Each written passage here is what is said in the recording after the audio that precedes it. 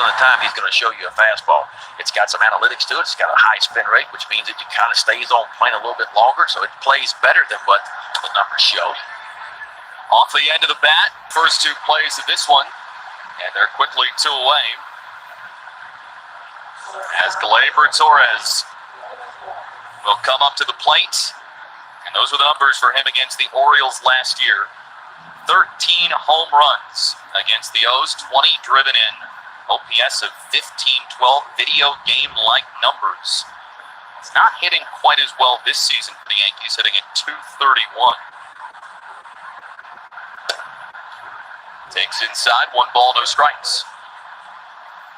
Well, he was just activated today at their alternate site, getting some swings in, getting ready, shaking that hamstring injury that he had. He'd been on the injured list with the hamstring and a quad injury since August 24th. He got 7 at-bats yesterday. Posted a picture on Instagram last night that he was in Baltimore. Initially, it sounded like he was going to be available to go on Sunday, but ready to go tonight. Now Aiken behind the count to him 3-0. Yeah, the Yankees are hunting some offense with all the injuries they have had.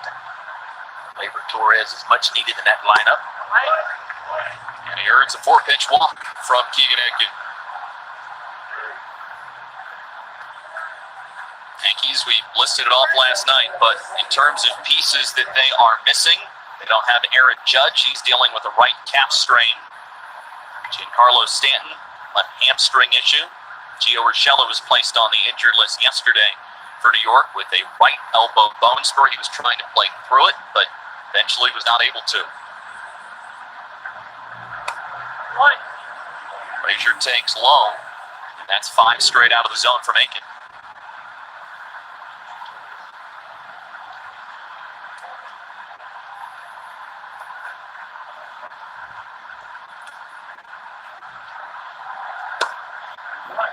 One ball and 1 strike. About that lands a changeup too.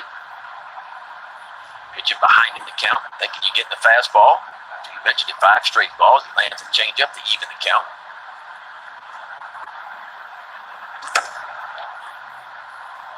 He follows it up with a 93-mile-an-hour fastball. You know, there was a concern last year internationally. He walked a lot of guys, but if you listen to the Orioles front office tell it, he pitched behind on purpose in the count. He threw some pitches. He really worked on developing the changeup and the breaking ball last year when maybe he could have dominated with the fastball. At times, they made him throw the off-speed pitches. First makes the grab. 2-out walk doesn't lead to anything. Orioles coming up against Garrett Cole.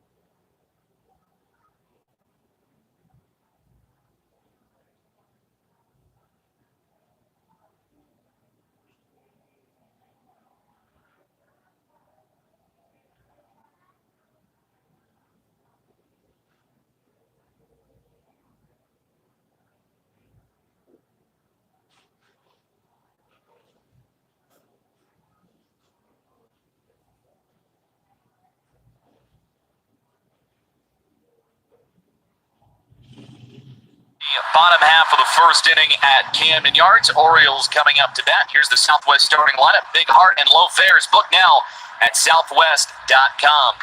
Hunter Alberto leads things off. Chance Cisco out of the DH spot tonight. Jose Iglesias was able to extend the hitting streak late in Game 1 last night, while Pedro Severino does the cleanup duties. Ryan Mountcastle, big Game 2 on Friday. Ruiz, Valenca, Stewart, and Williams round out the lineup against Garrett Cole. Orioles will take their swings off one of the best, Garrett Cole. There's the numbers on the year. 8 starts, 1 complete game, 4-2 with a 3.9 ERA. How about that? 60 punch-outs, only 39 hits. Opponents hitting .224 off the right-hander, Garrett Cole. Alberto is first. He swings and hits this one deep and foul down the left side. Garrett Cole has had a problem with the long ball this year. 12 home runs total, but 7 home runs in his last 3 starts. Been pitching a little bit behind in the count, which is not like him. He likes to pitch up in the zone, and hitters know that. When they get in plus counts, they kind of get the bat started like Alberto did on that first fastball, and they can run it out of the ballpark. But he's not quite been the same. I mean, he won 20 games in a row, I think it was, and then finally his last 2 starts, he's lost both of them, which is very unusual for him. Matter of fact, he's given up 9 earned runs in those 2 starts.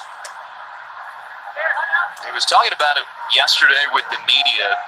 You were asking him, like, has it been one specific thing has been off? And he said that it's been kind of just a mix of different things, which is why he hasn't been as sharp. 3-1. Yeah, he said he thought maybe pitch selection wasn't best. He said he's been pitching behind in the count too much, which he has. I mean, you look at the walks, he doesn't walk many guys. He walked 4 in his last start against the Rays. He punched out 7, but walked 4. It's some exploding stuff. You're going to see a fastball at 96 up to 99 miles an hour. Matter of fact, his fastball average is 97, which is second best in the American League. So he's got a plus fastball, some really good breaking balls, a changeup as well. He's got them all. A 3-2 to Alberto. And he'll throw it just about in any count. He throws this ball out on that strikeout. I think that's his 1400th strikeout. The reason why he's throwing it out. See that cut fastball? Just takes a little bit off and spins it 3-2 count. Think you're getting 97, but he spins it in there at 91, and Alberto can't get a piece of it. That's how good the slider's been for him this year. Opponent's hitting just 140 off of it. So he's got the hard slider, which you just saw, and you'll see more of a traditional tight breaking ball.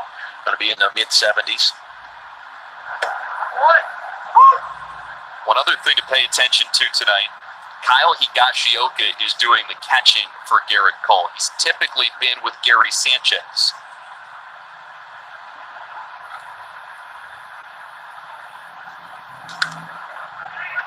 Tisco pops it up. Higashioka comes back, and it's out of play. You know, some pitchers are just more comfortable with a certain catcher for a lot of different reasons behind home plate. You know, whether it's the pitch selection, the fingers they put down. Ultimately, it's up to the pitcher to decide what pitch to throw. But you like to be in the same page and thinking the same as your catcher along the way. The word that we're hearing, Cole and Higashioka really work pretty well together, think the same, and that's always important. Higashioka, what we were told was he is an analytics person's dream. Now 98 miles an hour, Cisco gave chase, and Cole, he said, strikes out a lot. Opens the day with 2 Ks. Yeah, this is on purpose. This is where you're going to see him pitch. When he gets ahead, he's going to ride that fastball just up out of the zone, and that's 98. And boy, not many guys can go up and catch up to this. Chance Cisco couldn't do it either. He's an analytical baby, right? The spinning rate on the breaking ball is way above average. The spin rate on the fastball as well, one of the best in the game. Him and Justin Verlander can really spin that 4-seam fastball. And what that means is he's just going to stay on plane a little bit longer. So if you watch closely tonight, a lot of the swing and misses you'll see, just like Iglesias, will be underneath the baseball because that ball just stays on plane a little bit longer. Seems like you almost have to swing above the ball if you want to get a hit off a Cole. It's interesting you said that. I asked Alex Bregman, who went to LSU, and I see him in the offseason, and I said, how do you attack a high spin rate? And he said, Ben, I know it's different to do, but he said, when I face a guy like a Garrett Cole or a Verlander, I think about trying to hit a ground ball. Because I know the ball is going to come up, and my eyes are going to deceive me a little bit, so I think about wherever you hit under the baseball. But he said, that's my approach. And he said, when I face a guy that's got a good sinker, I really think about trying to get to the bottom of the baseball and try to hit a fly ball. Now, I don't know if every hitter can do that. That seems awfully difficult to do, but that was the way Alex Bregman approaches those guys. He's a pretty darn good hitter.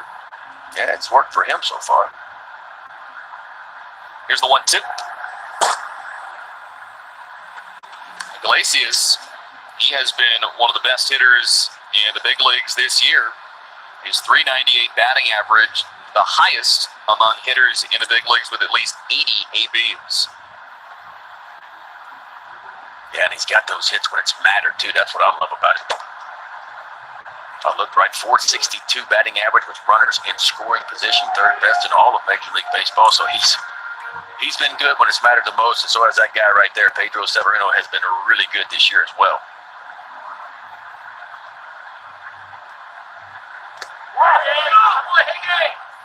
Say went around. Garrett Cole strikes out the side in the bottom of the first inning. We're through one from Camden Yards. 0-0 our score.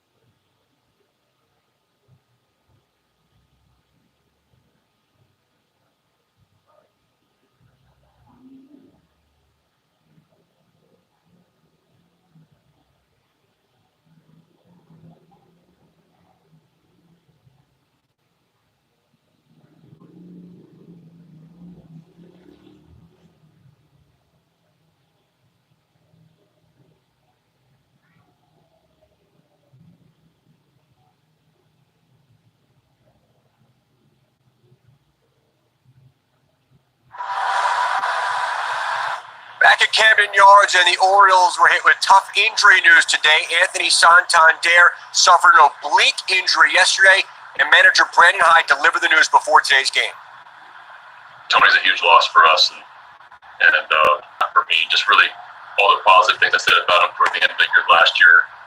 He's improved even more, so yeah, it's a huge loss for us, and he's very disappointed. Yeah, so tough news for the Orioles and their 25-year-old outfielder, but hardly a lost season for Anthony if this is the end. If he's played his last game in 2020, he leaves third in the league in total bases and 3 home runs off the leader, Mike Trout. And I think Orioles fans feel there's a piece to be really excited about right now, Jeff and Ben. Yeah, what a season for Anthony Santander. 18-game hitting streak for him. And those obliques, Ben, and you've had one before, they are so tough when you get one. Yeah, and that's probably why he's out for the year, because when you get to an oblique injury, you just have to totally shut down the body for a while. If you've ever had a broken rib, it's very similar to that, and you take a look at how he did it last night. It was a big swing that he took right there, and you can see the grimace on his face, and it just crouches over. That's what it does to you. It just right in the midsection. It hurts to sneeze. It hurts to really cough, all those things. And that's why it takes a while to come back from them, because you shut down for a month to let it heal up. Then you got to resume baseball activities because you hadn't been able to do anything. And that's why it takes a long time to get over those types of injuries. That's fouled off Severino. The good thing, it'll heal up fine and nothing serious. The bad news is he's probably going to be out the rest of the year. And that is obviously a giant loss for this Oriole offense. And don't forget about the defense, too. I mean, he had 6 runs saved out there in the outfield. He was one of the best right fielders in the game, too, as far as saving runs. So it's a big loss to the Orioles all the way around. Mason Williams was brought up for the alternate site today. His contract was selected by the Orioles. Good pitch by Keegan Aiken, striking out Sanchez. Keegan Aiken just hurt Gary Sanchez's feelings, I can tell you, because he rode a fastball at 94 up in the top part to get strike 2, but watch him take a little bit off, turns that changeup over, runs it down and away from Sanchez, and that's a tough combination.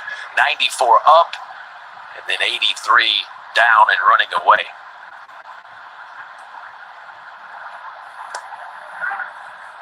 So with that strikeout, Sanchez has now K'd 45 times in 97 at-bats this year. Is that good? It's not great. 1-1 against Miguel Andujar. Andujar was the hero for the Yankees in Game 1 yesterday at the game-winning RBI. Overall went 2 for 3. RBI and a couple runs scored in the doubleheader. Here's a strike called. It's 1-2. Keegan Aiken continues to attack. That's what he did as his first start. You talked about what Brandon Hyde said. I love the fact that he was aggressive, trusting his stuff early, getting ahead with that fastball. Just missed with a breaking ball.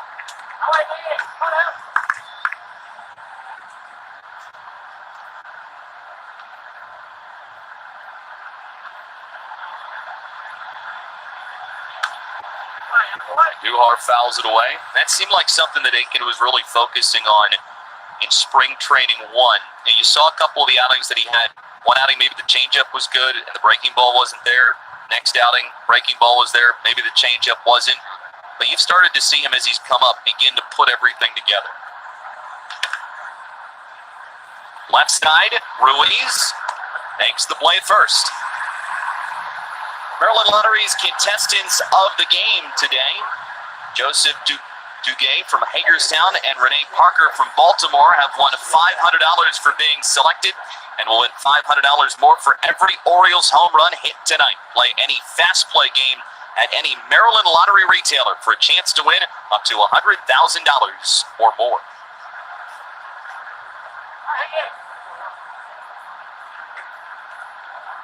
That'll send up Higashioka. Looks at a strike over the inside corner. We said he's doing the catching tonight instead of Gary Sanchez with Garrett Cole on the mound. Good defensive catcher, not as great offensively. Strike 2.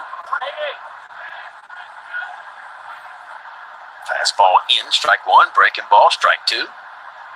Now a lot of options. He can run that fastball just above. That's where he's trying to go. And it is hit past Valenkin into right. Well, Higashioka was just better. That was not a bad 0-2 pitch. It wasn't even a strike, but Higashioka goes up above the strike zone and powers the ball past Pat Valeka over at first base. Watch this move. 0-2 count. There's the elevated four-seam fastball. It's clearly up and out of the zone, but a good job of getting on top of that and driving it the other way.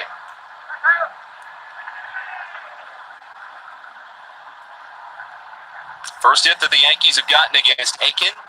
Here is Estrada. Takes a strike.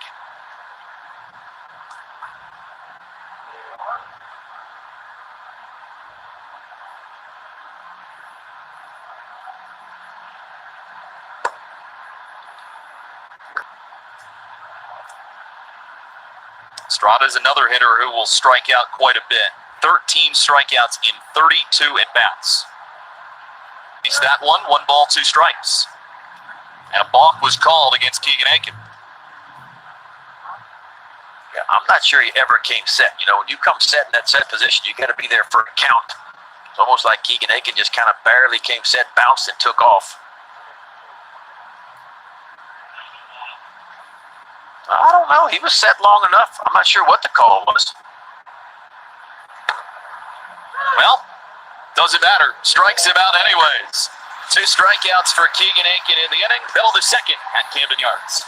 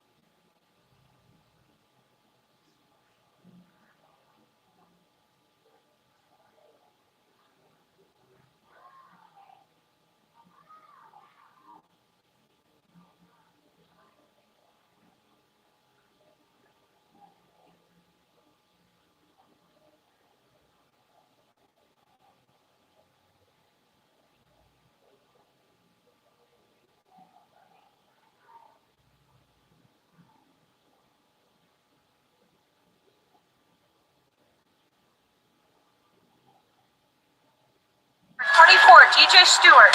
Batting ninth, center fielder number 38, Mason Williams.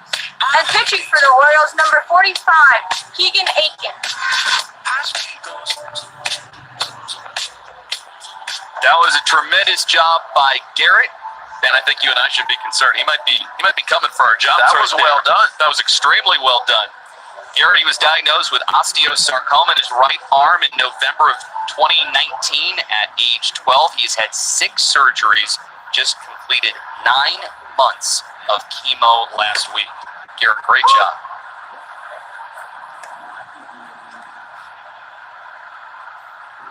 Here is Pedro Severino. First 3 that Cole has faced, he struck out.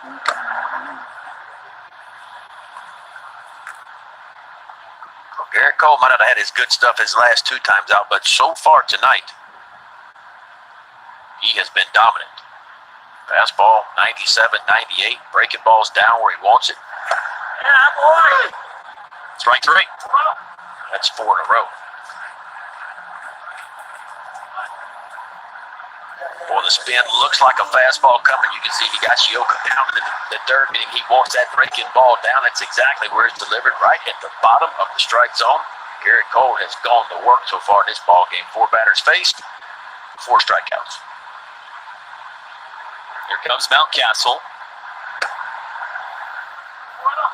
Mountcastle, he had a 2-run homer in the second game yesterday. It was his first home run at Camden Yards.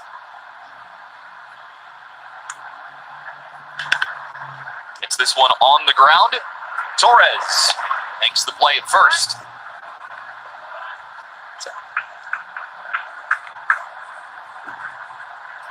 Orioles fans, it is time for the popular Oriole Park at Camden Yards hot dog race. Ketchup, relish, and mustard are ready to go at home plate. Which one will come out on top? Stay tuned and play along to the full version during the next commercial break. That's your favorite game. Yeah. I remember right, Relish won last time, so he cannot win again. So you're going to go with mustard or ketchup? Mustard. I was going to pick mustard because I'm more of a mustard guy. I'm not as much of a Well, I don't even like ketchup mustard. guy. I just pick mustard. So if you want mustard, that better, I'll go ketchup. I'll take mustard. You take ketchup.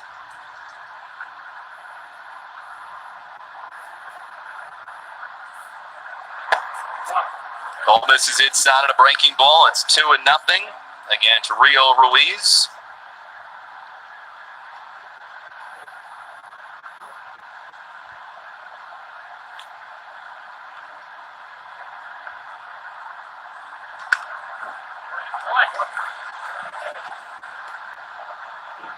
Ruiz last night, he snapped a 16-game homerless streak.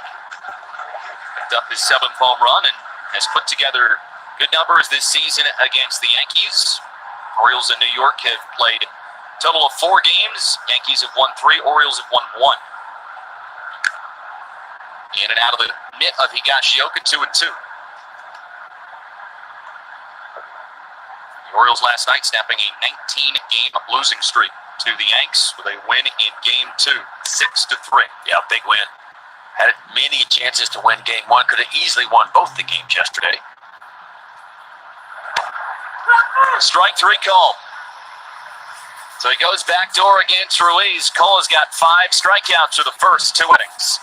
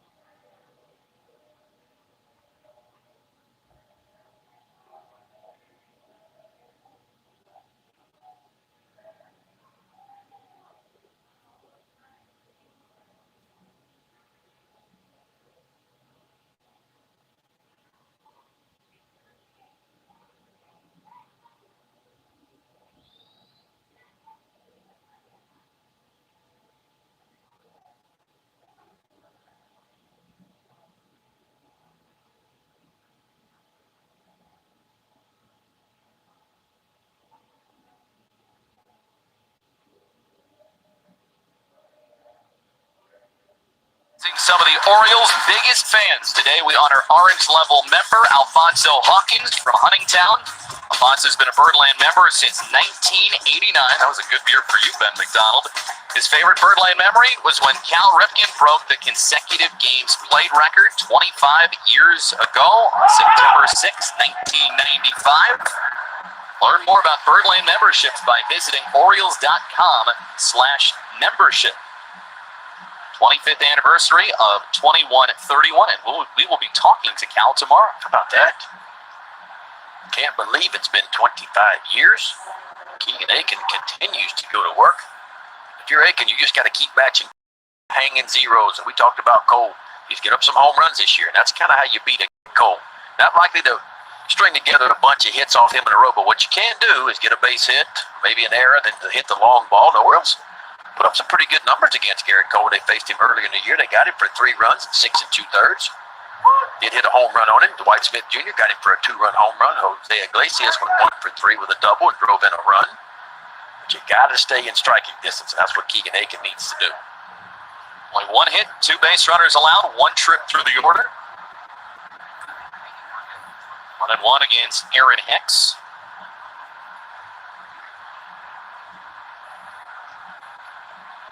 He had Tommy John surgery, so he is not swinging as well right-handed as he is left-handed.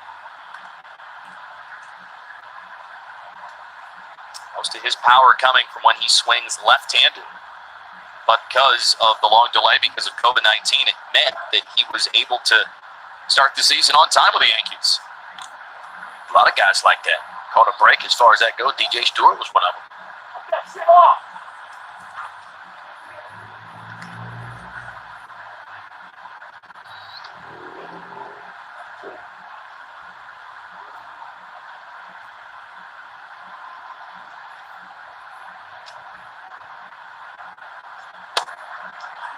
Aiken picks up strikeout number 3. Another good changeup.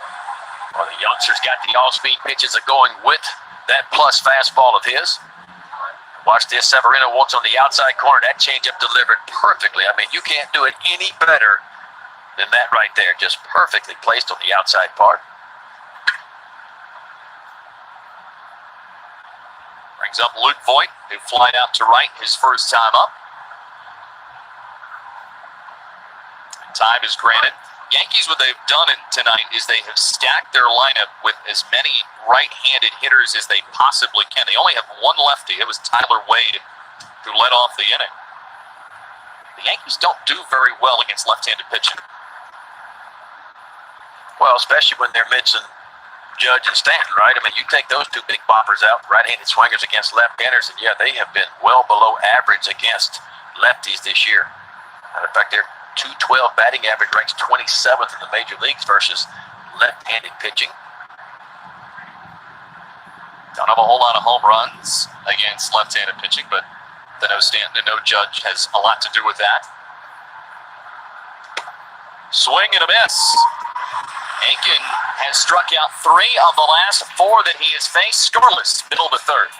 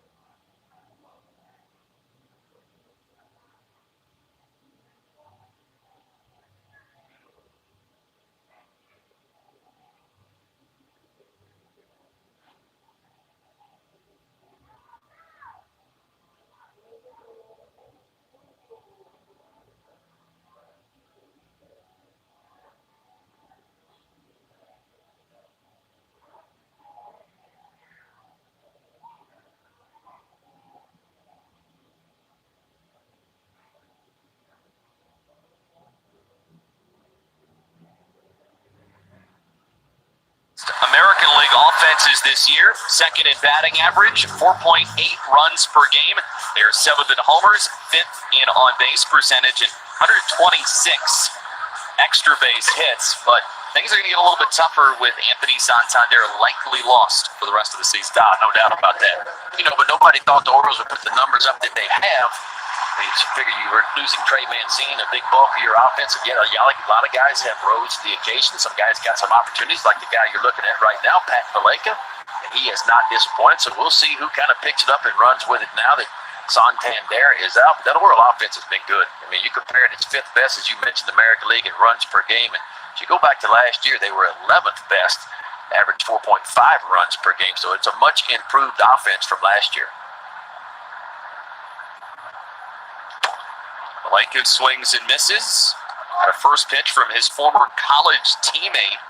Valleca and Garrett Cole both went to UCLA together as they were teammates when Valleca was a freshman for the Bruins on a pitching staff that also included Trevor Bauer. Is that a pretty good college staff? It's not what I would want to face. I would need Ben McDonald probably as my opposing Friday night starter. Well, remember, Cole was drafted in the first round out of high school by the Yankees and said no, which was very surprising. Wanted to go to school, wanted to go to UCLA, went there for 3 years and became the #1 pick in the country, of course, by the Pirates. I say things worked out for him, though. Signed a 9-year, $324 million contract with the Yankees in the offseason. Richest contract for a pitcher in Major League history. Well, the year he had on his contract year last year back in 2019, those numbers are just sickening to look at. I mean, 20-5, which was a career high in ERA, or career best at 2.50. But here's the crazy number for me. 212 innings pitched last year. He punched out a career high 326 batters. Pretty good year to have on your contract year, huh? He would have won the American League Cy Young if it had not been for his teammate Justin Verlander, who had, at least according to those voting on it, an even better year.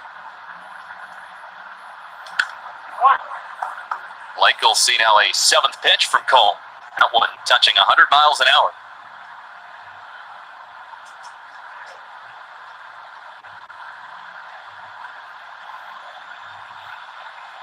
He's got them all going so far tonight. A lot like Keegan Aiken. Fastball touching triple digits.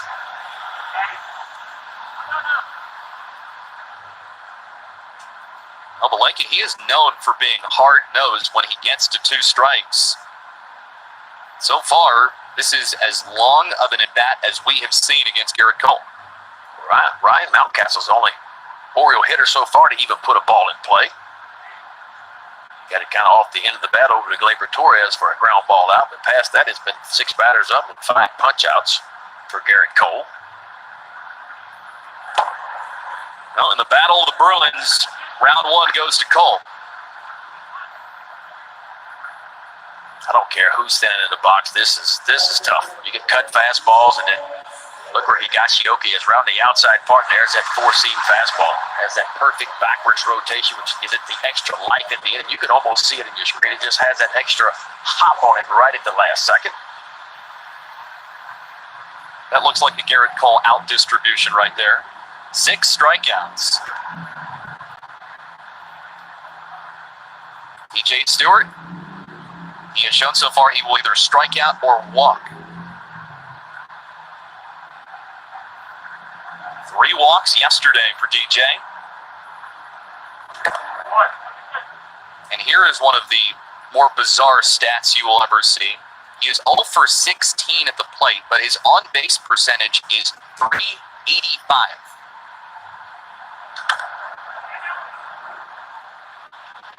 Yeah, that is strange. You don't have a base hit, but you got 9 walks is what you have.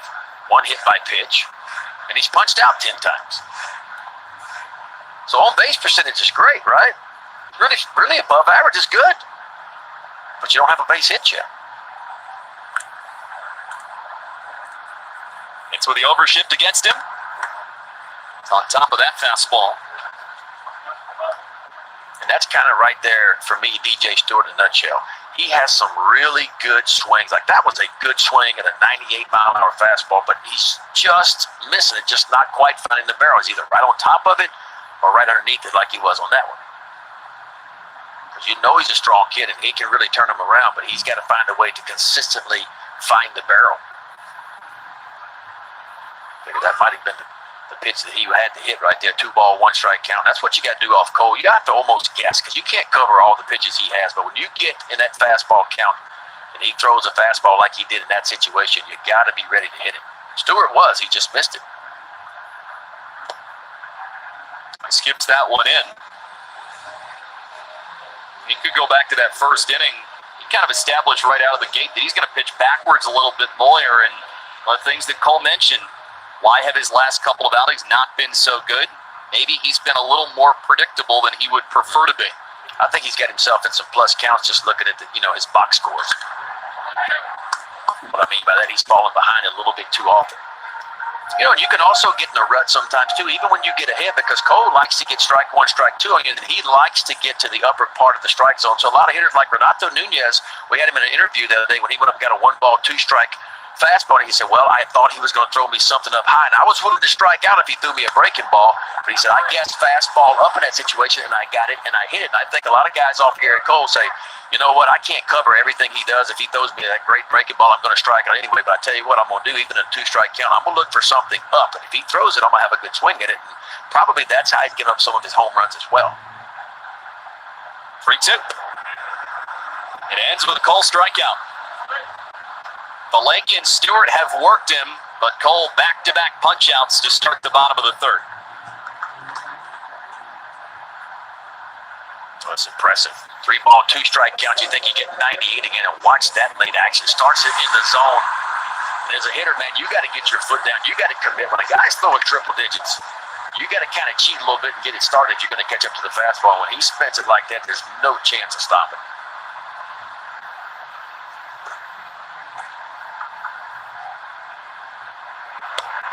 Mason Williams looks at a strike. First 2 hitters in this inning against Cole.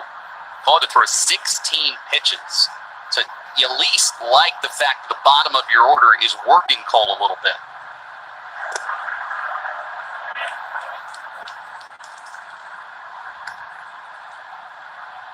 As we say that, Williams falls behind 0-2. Contract selected today from the alternate site. They brought him up when Santander was placed on the injured list with the oblique strain. Sounds like he's going to be out the rest of the year.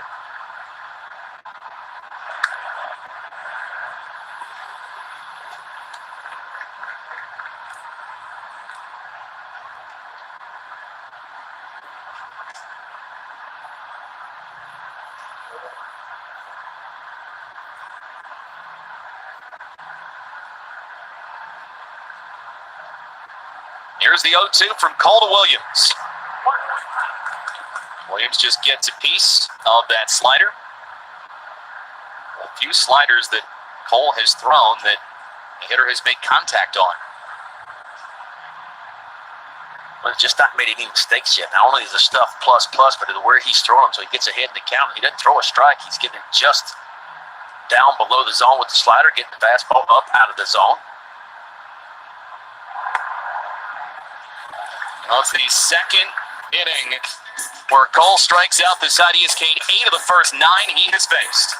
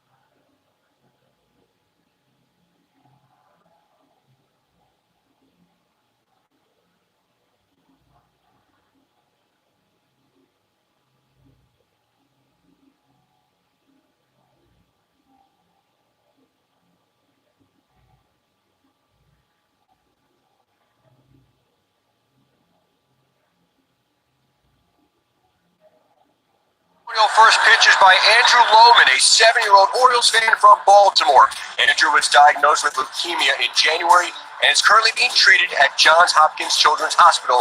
In his spare time, he likes to hit and throw with his siblings and neighbors. With his Orioles bat and ball set, his favorite Orioles memory is going to Camden Yards to watch games with his ballpark next season. Jeff? Yeah, and a really important night, Childhood Cancer Awareness Day. Over 11,000 children in the United States under the age of 15 will be diagnosed with cancer in 2020.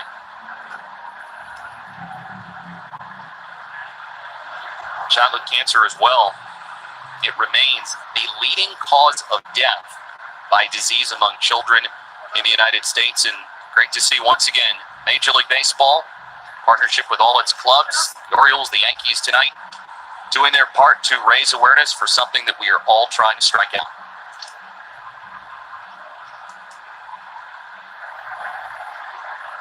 1-1 against Gleyber Torres, who walked his first time. It's this one down the line, and it stays fair. Torres jogs towards second. He has got a double. Only the second hit allowed by Keegan Aiken. But if it's going to be an extra base hit, it's probably going to be from that man, Gleyber Torres. Yeah, food on this off-speed pitch a little bit. Watch him get his body out in front, but you see the hands stay back. Kind of sinks into his legs a little bit and just throws the barrel at it, loops it down the left field line, 2 hops the wall for a leadoff double here in the top of the 4th. First extra base hit that we have seen from either team. Now here's Clint Frazier. So far the Orioles against Garrett Cole, they have not been able to do anything. Cole's retired the first 9 that he has faced, and 8 of them have been via strikeout.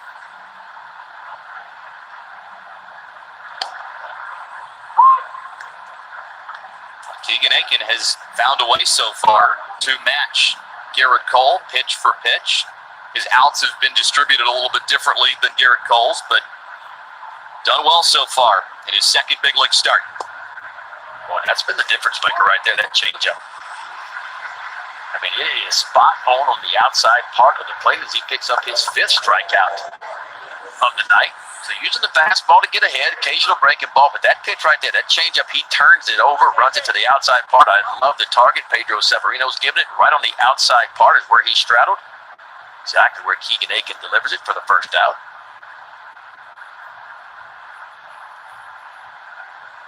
Ends up Gary Sanchez. He was the first Aiken strikeout victim. Starts him off with a strike. The more he works the inside part of the plate, the better that changeup will be down on the way to the right-hander. So he keeps speeding the bat up inside, working that fastball inside, making them cheat a little bit to get to it, and slowing it down with the off-speed stuff on the outside part. You got Gary Sanchez to chase a couple of fastballs up his last time, so he may go right up there. You see where Pedro Severino has the glove right now. He wants it. Foul ball.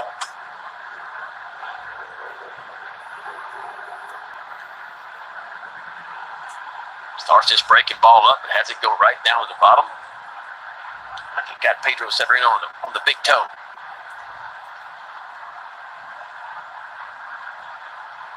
Never a great feeling if you're a catcher.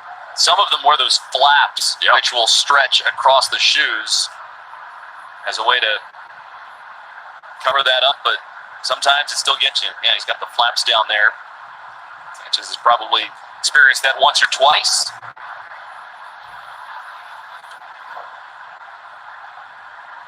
He's behind 0-2 as you bring up pitching inside. That was another thing that Keegan Aiken had working for him in the game that he pitched against the Blue Jays. He threw inside very effectively. There, he spots it over the outside corner. Another strikeout for Keegan Aiken. He's got Sanchez twice. Well, if you do enough work on the inside part of the plate, it opens up the outside part of the plate. But this is dotting the I perfectly. Now, it's borderline strike. It's right at the bottom of the zone. But the fact that Pedro Severino set up out there and wanted it exactly right there, he gets the call from home plate umpire Jose Ramos.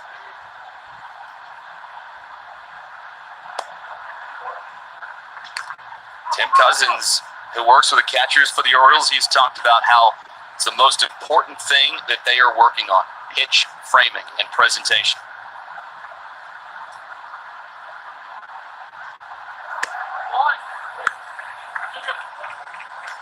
Yeah, a good catcher can save you some pitches, some valuable pitches.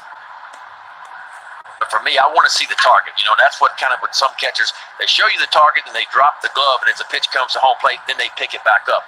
I always wanted to see that target the whole time. If that's where you want it, then I want you to leave your glove exactly where you want it the whole time. Severino does a pretty good job of it. That one just missed. It's 3-0 against Andujar.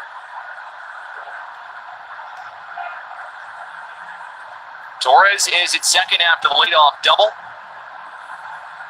Duhar has not done well with runners in scoring position. That's a quality pitch, and Duhar, it's bad form. He thought that was ball 4, flipped the bat away, and he was called back on the low strike. It looked like he catches the bottom of the box to me. There it is. And that's been a strike all night. Ramos' strike zone has been a little bit lower than most. But again, as a pitcher and hitters, you adjust to what the strike zone is.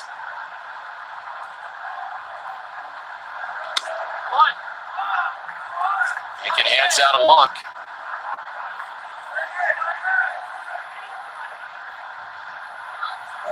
Fourth inning of Orioles baseball is brought to you by the redesigned 2020 RAV4. Ready for any adventure? Go Toyota and let's go places. And Brett Hollander with you on a Saturday night in Baltimore. Third game of the 4-game set between the Orioles and the Yankees. Aiken delivers a strike into Higashioka. We've seen only 2 combined hits so far. Both have been off of Keegan Aiken. He has thrown the ball well in his 4th inning of work. Garrett Cole has struck out 8 of the first 9 that he has faced. Snap throw into first. Safe. I think Pedro Severino is not afraid to do it. That's show that arm off behind home plate. And Duhar kind of wandered a little bit too far off the bag on the secondary league, and that's a set play. You see Pat DeLeka sneaking behind the whole time. So sometimes there's a whistle, there's a signal, there's a touch of the hat or something between the first baseman DeLeka and Severino said, hey, I'm going to throw behind the runner if I get an opportunity here. Aiken has struck out 2 in the inning. He's ahead of Higashioka. Hits it on the ground. They go the short way to second. Take care of Andujar. Aiken forced scoreless. Middle of the 4th coming up.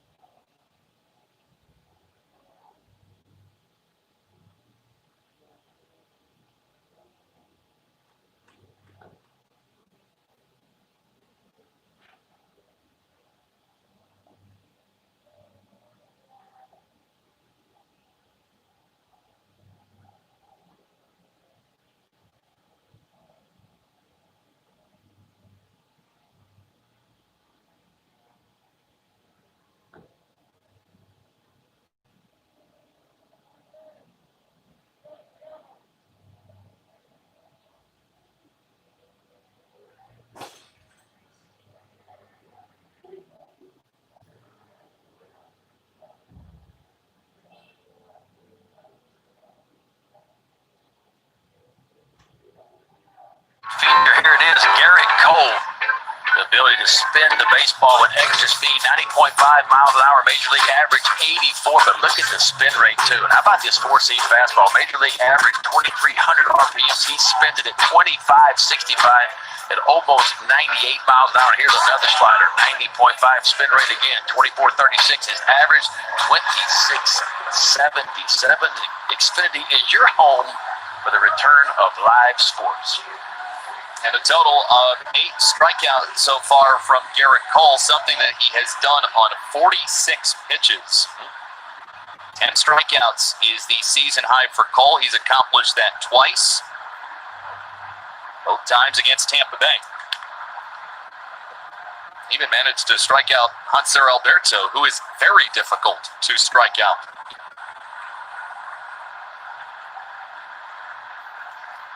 Alberto came in 4th best batting average in the American League.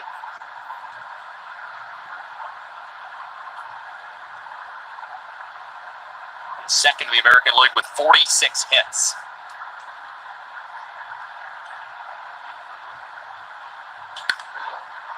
Hits this one in the air to right. Frazier coming over, makes the catch on the run.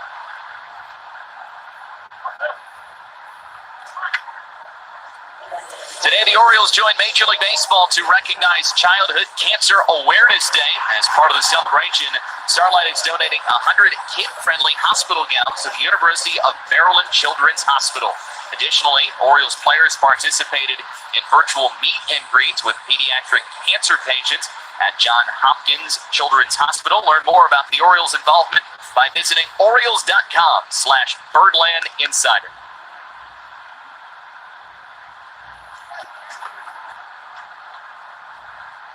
Really important thing that the Orioles, Major League Baseball, doing to try and raise awareness. Childhood Cancer Awareness Day. Cisco sends this one out to right center field. Frazier has a beat on it, and he makes the catch for out number 2. Well, you wonder if the Orioles are going to begin to make some adjustments the second time through. Nothing to show for it as far as base hits. Alberto flew out. Cisco hit it a little bit better.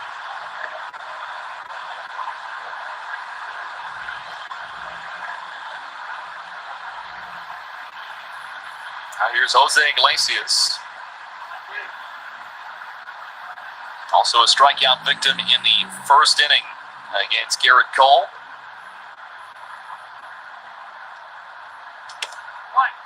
Here's a strike over the outside corner. 11-game hitting streak for Jose Iglesias. He did lose his multi-hit game streak last night, though, at 7. And there's only 1 hit in game 1 of the doubleheader, and then he did not play in game 2. That is hard to do. Multiple hits in 7 straight games. In fact, I think it was the most in baseball so far this year. That's how hard it is to do. Best mark in baseball. First time that it happened since the end of last season when Yohan Moncada was able to do it.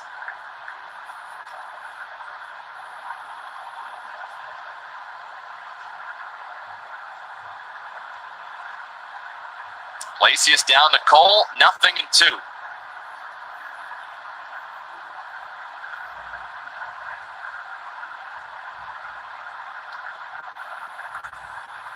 Cole and Higashioka having trouble getting on the same page.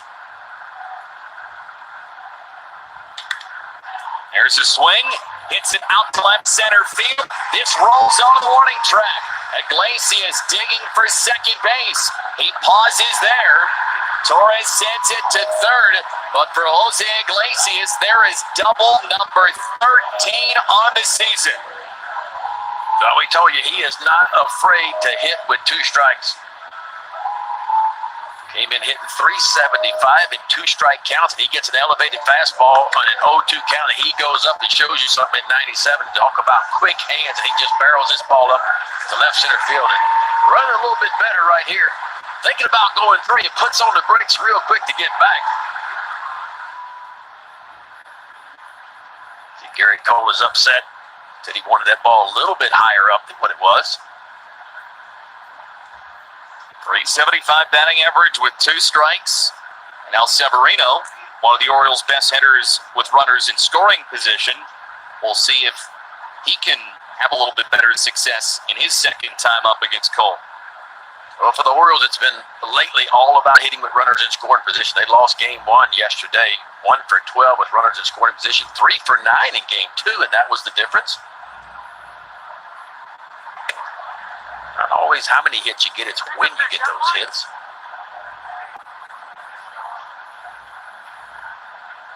Garrett Cole, 2020 opponents average by situation. So you see runners in scoring position 261. Runners in scoring position with 2 out, 286. That looks well for the Orioles. That's where he's had his struggles a little bit, which is kind of unusual. A guy like Garrett Cole tends to bear down a little bit more when he gets himself in tough situations. Those numbers don't bear it out. Iglesias managed to come through with 2 strikes. Let's see if Severino can follow suit.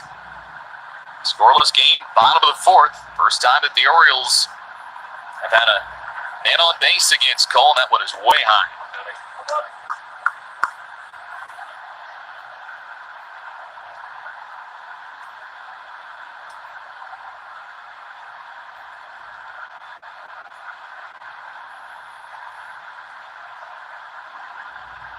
Two and two against Severino.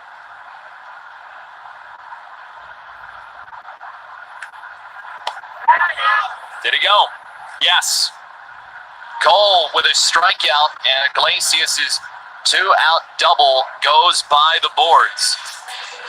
We're through 4 from Camden Yards on a Saturday night, still scoreless.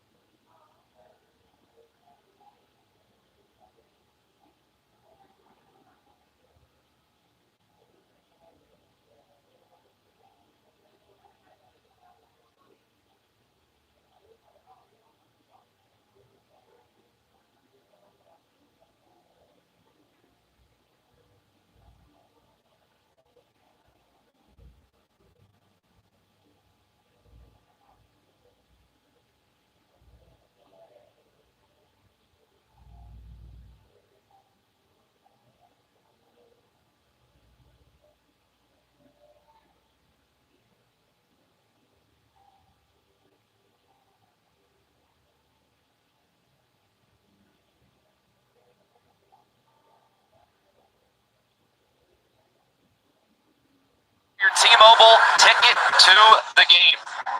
MLB Pipeline Prospect Rankings 2020. You look at left-handed pitching, and the Orioles have somebody in there, D.L. Hall from Valdosta, Georgia. The really exciting pitching prospects that is at the alternate site right now in Bowie, getting his work in against really talented hitters. Last year he was in the Carolina League with Frederick Keys. Somebody that the Orioles have really high hopes for. Him and Grayson Rodriguez, they very well could be headlining the Orioles rotation in a couple of years. I think that's the idea. The stuff is there. They just need the experience, continue to develop. What we hear, D.L. Hall continues to develop. Fastball now sits 95, 96. He touches 97 from the left side, which is much above average. Changeup has been his secondary pitch, the best one he's got, but continues to work on the curveball and the slider as well. So he's developing. Grayson Rodriguez doing the same thing. We've had both Grayson Rodriguez and D.L. Hall on the Inside the Yard podcast. But Hollander, yours truly hosting that. Our last conversation was with D.L. Hall, who talked about some of the great hitters that he's gotten to face at the alternate site. He said Ryan Mountcastle and Dilson Herrera, the 2 toughest that he has faced down there.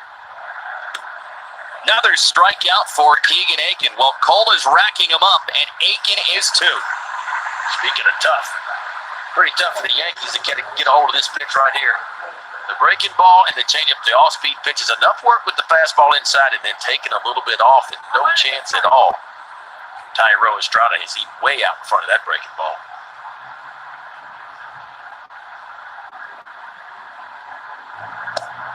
About that spin rate for Keegan Aiken. 200 RPMs faster than the average Major League breaking ball, rather. You're seeing some analytical stuff going on tonight. Garrett Cole and Keegan Aiken. Both of these guys have above average spin rates on the breaking ball and the fastball. And when you have that working and you spot it up and you get guys to chase every once in a while, you pick up quite a few strikeouts. Cole and Aiken so far have combined to strike out 16. Yeah, we're just starting the fifth.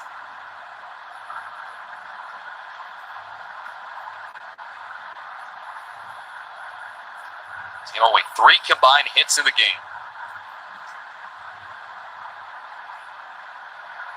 He makes the play. Orioles baseball on Masson is brought to you by PNC, helping to make banking easier.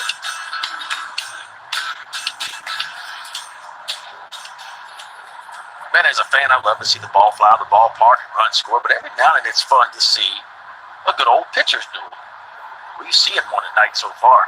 Youngster Keegan Aiken up to the challenge so far against the Yankees and one of the best pitchers in baseball, Garrett Cole. Also finding a way to provide some length as well. Getting into the 5th inning, something that had been a problem for Orioles starters recently. Jorge Lopez, 5 innings, did not allow an earned run yesterday. Could become more important given that Alex Cobb was placed on the injured list before yesterday's game. He was supposed to make the start in game 1, but he was scratched. No reasons were disclosed as to why Brandon Hyde wasn't really able to go into it.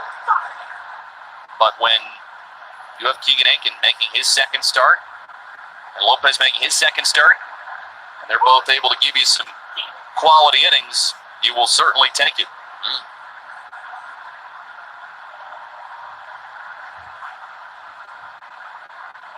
Hicks has struck out, and he's also flied out. High strike call.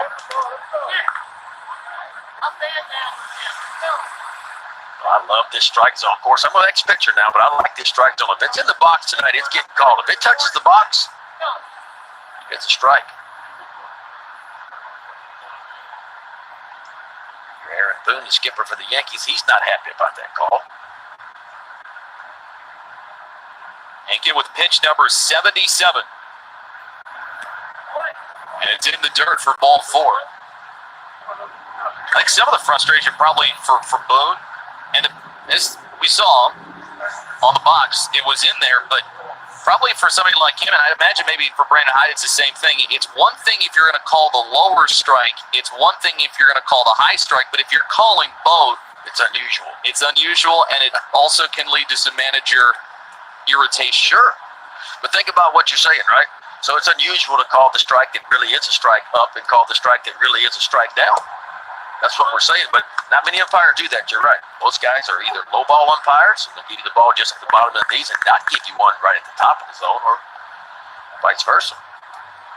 You're seeing both of them called tonight. That's why you see a 0-0 ball game and a lot of strikeouts, but 2 really good pitchers going at it right now.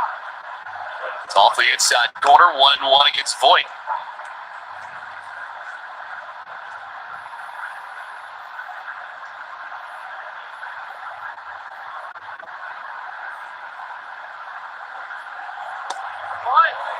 Aiken misses with a changeup low, 2 balls and a strike. That was Aiken's 80th pitch.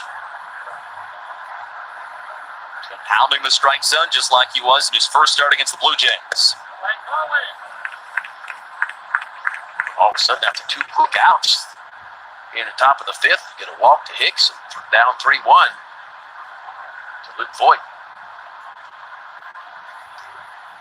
Well, you got to be careful with Luke Voigt. Not a whole lot of Yankees in this lineup that really scare you right now, but Luke Voigt is one of them. Of course, with Gleyber Torres coming back, even though he's been banged up a little bit, numbers he put up last year will always catch your eye.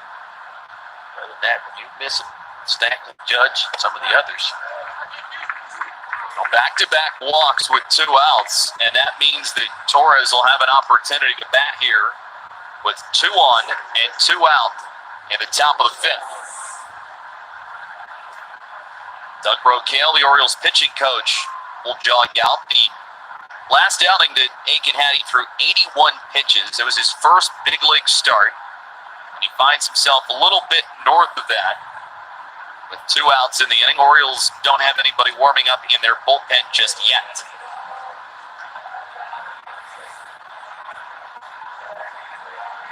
These are these growing moments for a young pitcher. When you get yourself in a little bit of a jam, maybe you're starting to get a little bit tired, but yet pitching coach comes out, you kind of hit the reset button, you figure out a new game plan, you figure out you go to work. You get yourself out of these jams, and that's where you really begin to grow.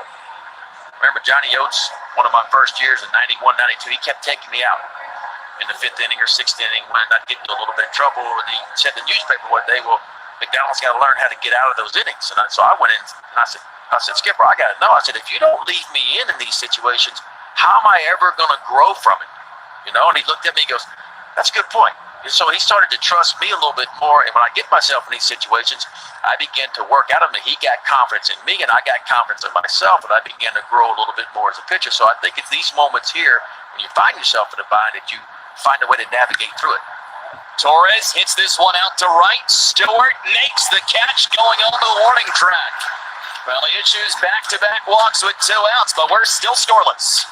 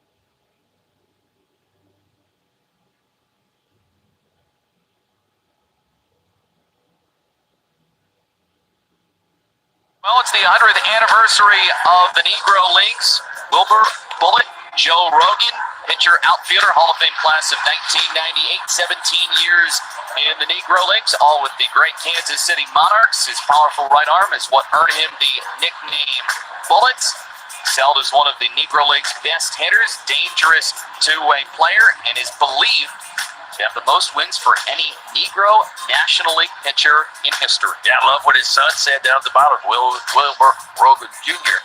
When Satch was on the mound, he needed a designated hitter. When my dad was on the mound, he was the cleanup spot. He can do everything. I'd say one of my favorite moments of this season was when you and I did our first broadcast together, and we had an opportunity to talk a little bit about the Negro Leagues. And it was just such a fun day where we could go back and look at some of the incredible stories. Yes. Those are always my favorite, the stories that are told. Mountcastle hits this one on the ground, sliding pickup. Wade makes the play on Mountcastle. We were joined by Bob Kendrick, president of the Negro Leagues Baseball Museum, and he told us some great stories. He's got a bunch of them. Boy, Tyler Wade, talk to anybody with the Yankees, and I'll tell you, this guy here is so valuable. Maybe not so great with the bat, but when it comes to defense, they can put him anywhere in that infield, and he is their best defensive infielder that they have. Played shortstop last night. Labor Torres comes back today, pushes over to second base. He's equally as good.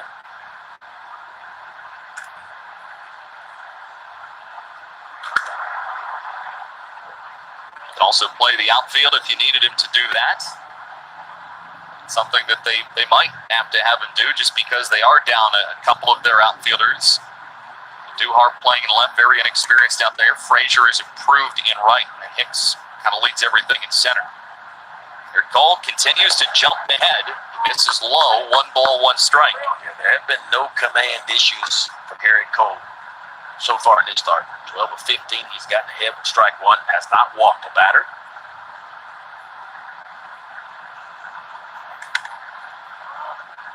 Popped up.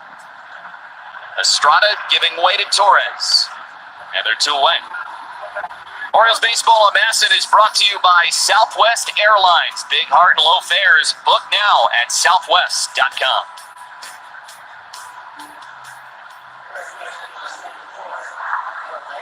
2 gone. The other thing for Garrett Cole, he has not done giving up home runs, something, Ben, that you highlighted off the top.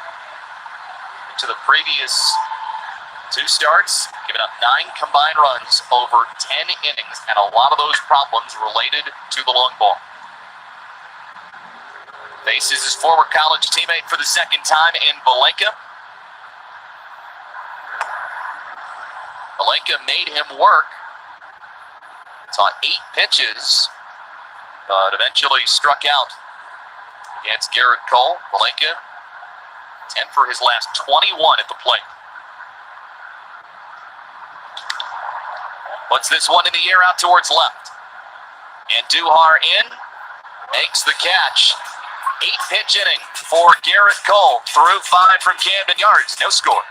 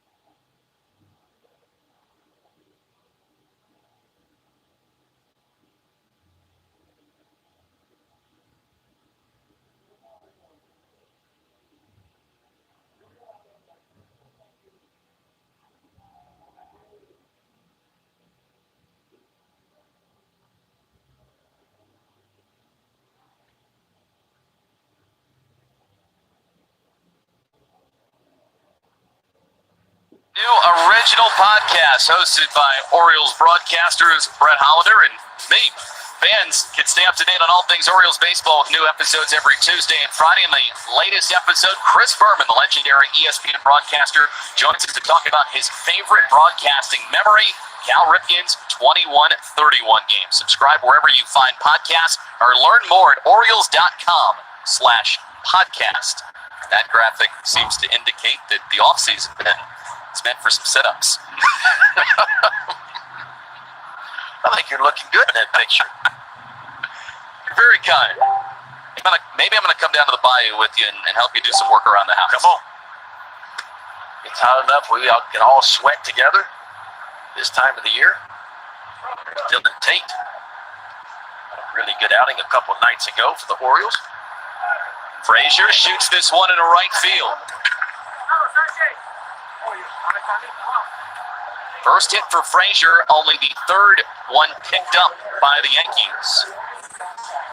Now Frazier didn't hit it very hard. A fastball again, four-seamer running on the inside part to Frazier. Doesn't get it quite on the barrel, but gets enough of it to get it over Hanson Alberto's head and in front of DJ Stewart in right field for a leadoff base hit here at the top of the 6th. Sends up Gary Sanchez, who has twice struck out. First at bat was competitive, the second one, not so much.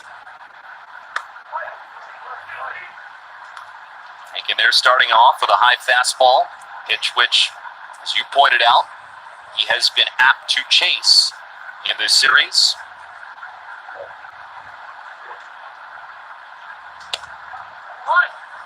Two balls and no strikes.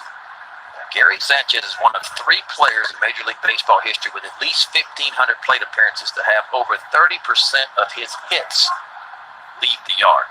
Only 3 players. Can you name either one of the other 2? Over 30% of their hits leave the yard for them, with at least 1,500 plate appearances.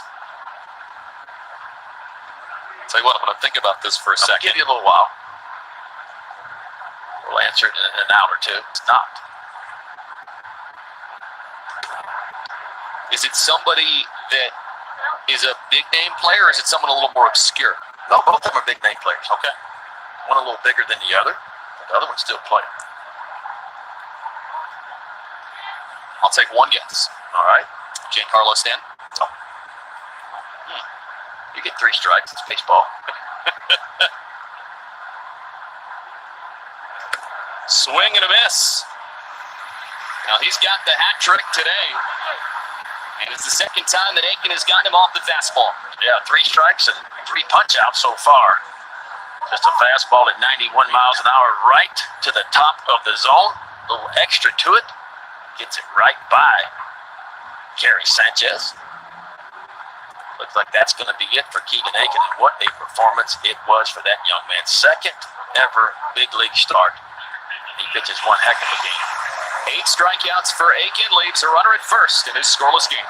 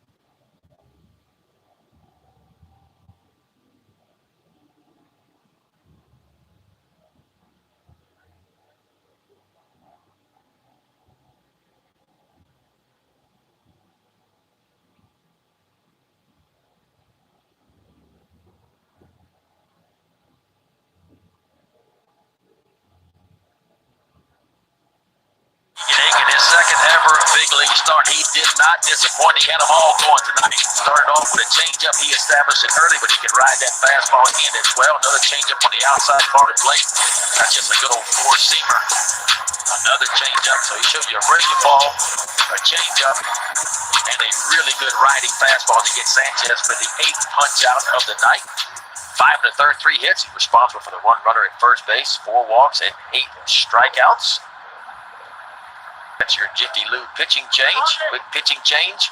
Just like Jiffy Lube multi-care oil change. Plus get brakes, batteries, and more services in a Jiffy. That's Dylan Tate in relief of Keegan Aiken. He'll inherit the situation. Runner on first base and 1 out.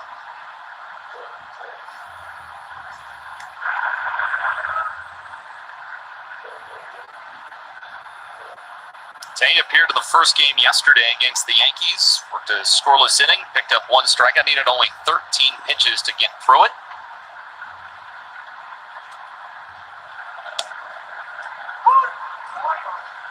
Been in 5 games, 2.79 ERA, 9 2/3, just 3 hits, 10 punch outs with it. Opponents hitting just 100 off of it. Good sinking fastball. You'll see it hitting into the mid-90s. It's on top of the plate, fair ball. Safe. They're going to say that they tagged out Andujar. So they threw down to second base to see if they could get the double play. But Frazier was able to slide in safely. Yeah, it would not be a force out at second base, so you had to make the tag. This ball just bounced. There's that good sinking fastball. Pedro Severino quickly picks it up, makes the tag. That's an out. He guns it down to second base. Alberto picks it and applies the tag, but ball pops out. It would not have been in time. Ball hits right out. See it come on. Long as it's in front of home plate or on home plate, it is a fair ball. Nice job by Pedro Severino.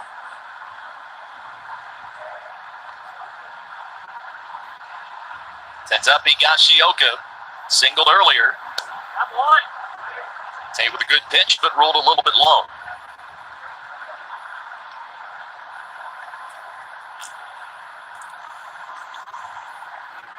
Tate this year has picked up 5 inherited runners. None of them have scored.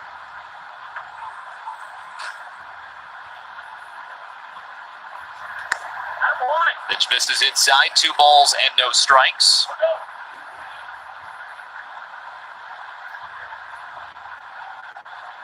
Pitcher that throws with a lot of confidence and will have an opportunity to appear in more high leverage situations for the Orioles. John Armstrong still has not returned yet from the injured list. This is the kind of spot where you've seen him work quite a bit.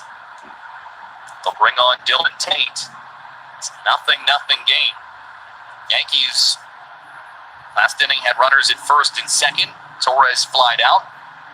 Inning before, Yankees men at first and second base. But he can also escape that. Good block by Severino. Throw down at third. Safe.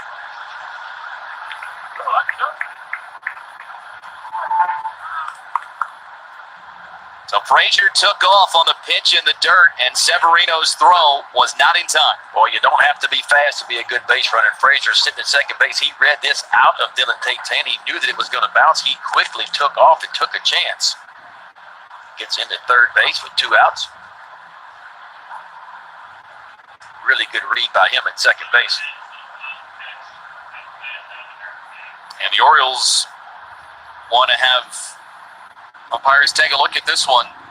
John Tumpane is the calling umpire, and he will be joined by our crew chief, Jeff Nelson. Give this one an extra look, probably to see if Frazier might have come off the bag after he slid in. That'd be the only thing they could be looking at, because clearly he beat the throw. He was there, but does the left foot stay on the bag? Does it slide across the bag?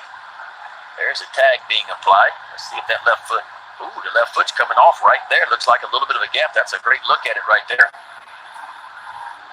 This may get overturned. The folks in New York, they'll have the final say. It almost looked like there was a little bit of gap. The cleat came off after it was initially on the bag. Out. They say that he did come off. So Tate is able to keep this a scoreless game going to the middle of the 6th.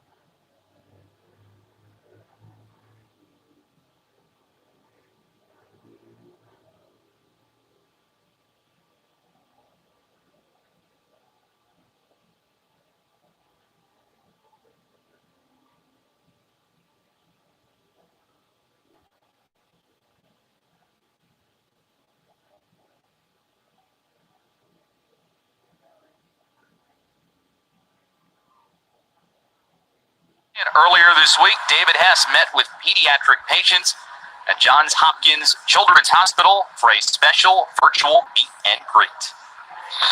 I just want to say, I love getting to talk to you and hang out with you a little bit, but I'm so proud of you for fighting so hard. I know that's got to be a big challenge and something that I can't even imagine. So you're a really, really strong guy, and I just want to say that I'm really proud of you. Thank you. Thank you. David Hess is as good of a guy as you're going to find anywhere, and just a beautiful moment there. He's able to interact balls for each of the kids, which will be delivered to the hospital in the coming weeks. Love that. Love how the Oriole players have stayed in touch with the fans through Zoom stuff, doing everything they can do. End of the year. Harry swings and hammers one out to right field. Frazier going back, and this ball is gone. First hit, why not make it a homer, and why not make it a homer off of Garrett Cole? Well, we've been saying he has been taking some good swings. Last night he took some good swings. Seemed like he was just on the ball. A couple of foul balls last night straight back, couple tonight off of Garrett Cole, but finally he gets enough of the baseball. You won't see a bigger smile in all of Major League Baseball than that one right there. First base hit of the year, and it is a long one, and that gives the Orioles a 1-0 lead. A little bit of a wink for DJ Stewart. Said, I told you I was going to get one. And that home run means that Joseph Duguay and Renee Parker with $500 more from the Maryland Lottery. Well, watch him go up and get this four-seam fastball. Gets just enough on it, right? It's perfectly on time with that.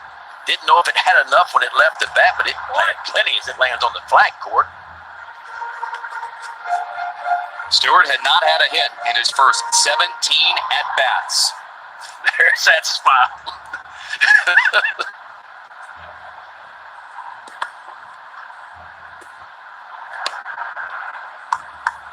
But if you're going to get a hit against Garrett Cole recently, the evidence has shown that it is probably going to be a home run.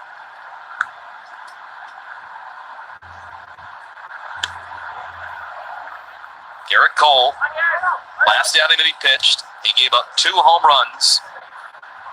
Outing before, gave up 3 home runs out of the 5 hits that he surrendered to the Braves. Outing before that, 2 home runs out of the 6 hits that he surrendered to Tampa Bay. Well, the stuff's just too good. I mean, he's just not one of those guys that's going to give up a lot of base hits in the ball game. But the way you beat him is with the long ball.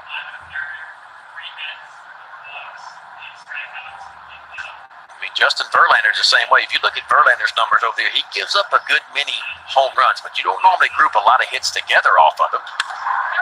That one is hit sharply, but right into the shift. Wade in the middle makes the play.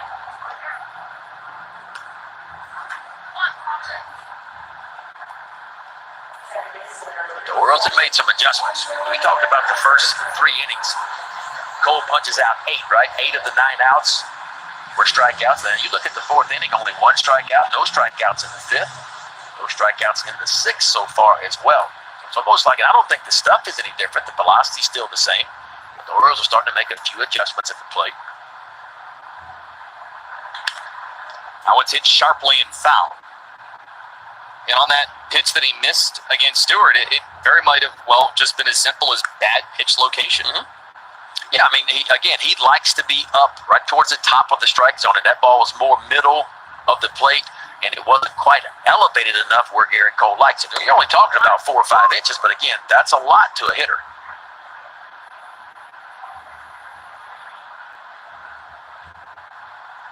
He's given up 2 hits in this game. Both of them have been for extra bases. Stewart, his first hit and homer of the year.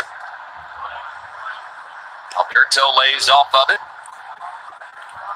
That's their flight out to right field his last time, and then was a strikeout victim in the first against Cole, who has struck out 9 in the game. But the Orioles, the only run. Hit on the ground to third. Estrada sails that one. Well, he dropped down and just delivered a wild throw to first. And it's almost like Estrada didn't realize how quickly Hanser Alberto gets down the line. And he's running, does everything right here. He's moving his momentum towards, and right there, almost like he got in a hurry and tried to flick it over. It's nowhere near the target.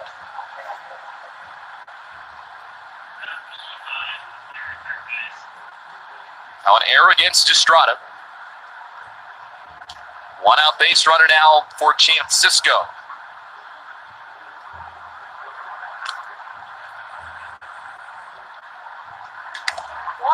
Second error that the Yankees have made in this series.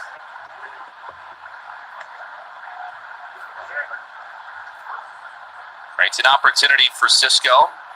Somebody that is good at reaching base. A lot of walks on the year for him. The highest walk rates overall in baseball. Had a good swing his last time out. Flew out deep to right center field. Just missed a home run.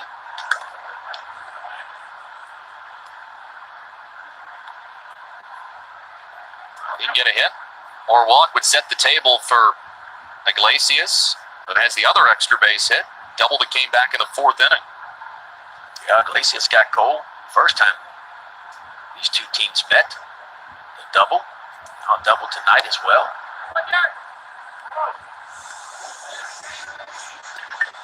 Cole was pretty dominant against the Orioles.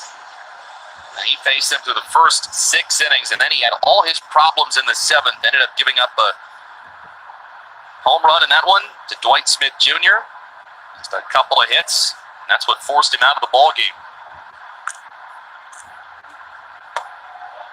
Cisco goes down on strikes. 10 strikeouts for Garrett Cole, ties the season high.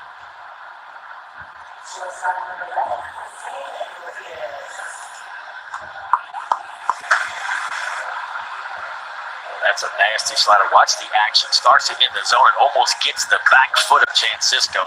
So starts it in the zone. You got to commit to hit it. It looks like a fastball, but that late action, that's just not fair.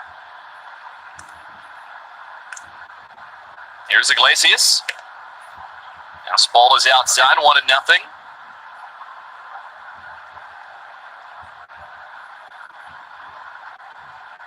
Got the average right at an even 400. And the hitting streak extended to 12. We'll just let that one go. 2 balls and no strikes as curveball dipped out of the zone.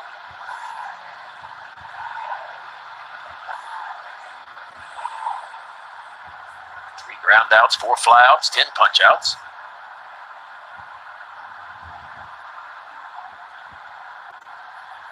Three balls and no strikes. Well, we could be approaching something that we have rarely seen. Talked about weird stats earlier. Jose Iglesias, more hit by pitches than walks. He's got hit twice. He's walked only once. Counts 3-0. Called strike. By now, both teams know that that pitch is a strike. It's one that has been called all night. It's been consistent, you're right. Garrett Cole with 10 punch-outs now for the 3rd time this year. 9 starts. Reached triple or double digits rather 3 times. Well, alert the Twitter machine. It's another walk for Jose Iglesias. Now as many walks as hit by pitches. Couple men on base for Pedro Severino with 2 outs. The Orioles are supporting local organizations making a difference in our community with the virtual community booth. We're highlighting the Cal Ripken Senior Foundation this week, a nonprofit organization to honor Cal Senior and create safe opportunities for youth in need of valuable life skills to allow them to make positive future choices. This year, the foundation is celebrating breaking ground on their 100th Youth Development Park located at Reedburg Park in Baltimore. Learn more about the Orioles virtual community booth and the Cal Ripken Senior Foundation by visiting Orioles.com/community.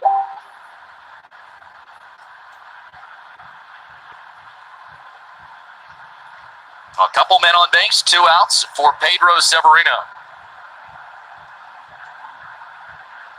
Had an opportunity with scoring position earlier, but was not able to capitalize against Cole.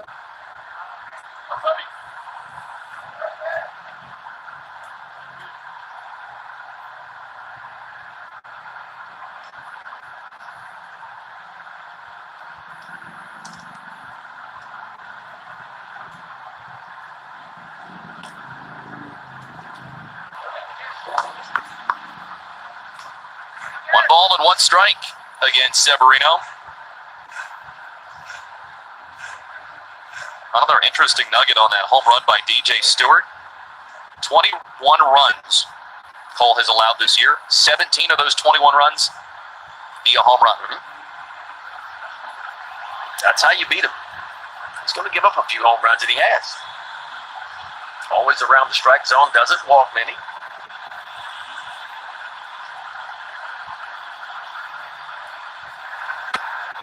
In the dirt, 2 balls and a strike. When the Oriole hitters have made some adjustments. Second time through they did. Third time through the lineup now seeing Garrett Cole laying off some of the pitches they swung out early in the ball game. And in this inning, they have really made him work. The next pitch that he throws is going to be his 25th pitch of the inning. He is at 90 pitches for the game. Yeah, big error over at third base by Estrada has extended this inning. Only question is, can the Orioles take advantage of it?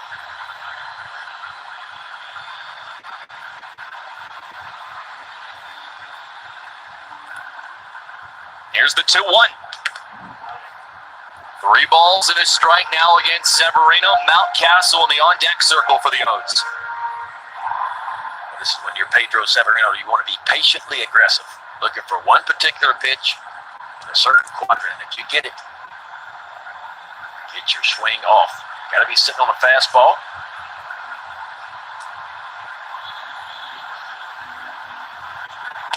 This is outside, ball 4, and they're loaded up.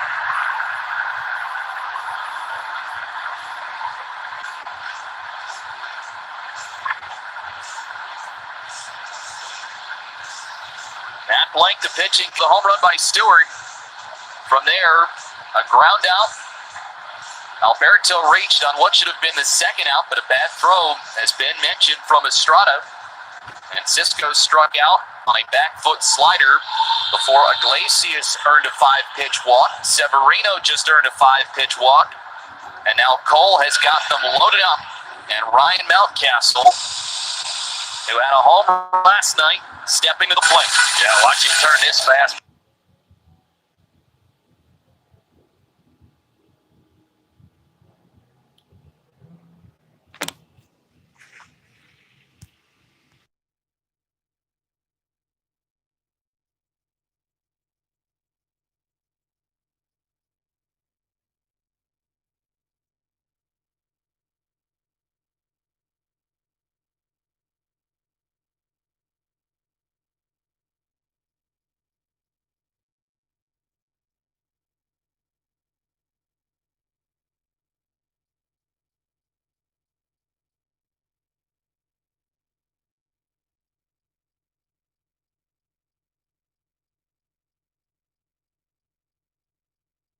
Orioles 0 for 1. They're loaded up.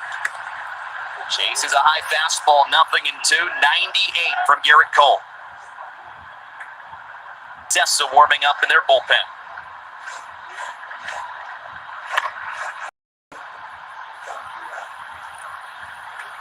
Well, Garrett Cole, like a lot of the great ones, has a way to turn it up. Finds a way to turn it up when it matters the most. A swing and a line drive, center field down for a base knock. Alberto scores. Here comes one more. Orioles get 2. Mountcastle at second base. It's a 3-0 lead for the O's. Mountcastle comes through with 2 strikes. How good are those hands by 23-year-old Ryan Mountcastle? Down 2 strikes in a count. And Garrett Cole throws a 98-mile-an-hour heater up in the zone. It's not even near the strike zone, but Mountcastle hands are good enough. He goes up and watch this. He reads it, throws it, comes into the infield. He takes an extra 90 feet. An outstanding job of hitting to go up and get a ball that's up out of the zone at 98, and then you take an extra 90 feet on a throw. The first baseman's supposed to be the cutoff. Luke Voigt is supposed to be cutting off. He's nowhere near where he needs to be. So runners move up an extra 90 feet. You can understand why Brandon Hyde and everybody in Birdland so excited about what Mountcastle brings. And it's at bats like that. Facing one of the best in the game, down in the count with 2 strikes, and he finds a way to come through. It is a 3-run bottom of the 6th for the Orioles. Ruiz, he is the 8th man hit in this inning against Cole.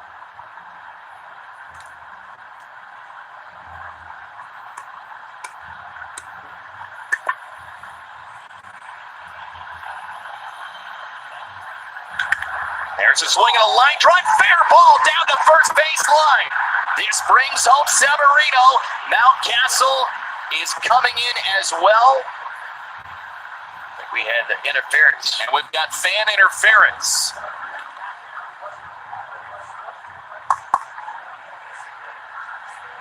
So Ruiz ends up at second base. And the umpires are going to rule that both runs would have scored. So it means a 5-0 Orioles lead. Ruiz credited with a double. Well, hitting with runners in scoring position was a problem in game 1. 1 for 12, better in game 2 yesterday, 3 for 9. This is a slider, probably the worst slider all night long. The old cement mixers just stays in the middle of the plate. This ball is rifled down the line.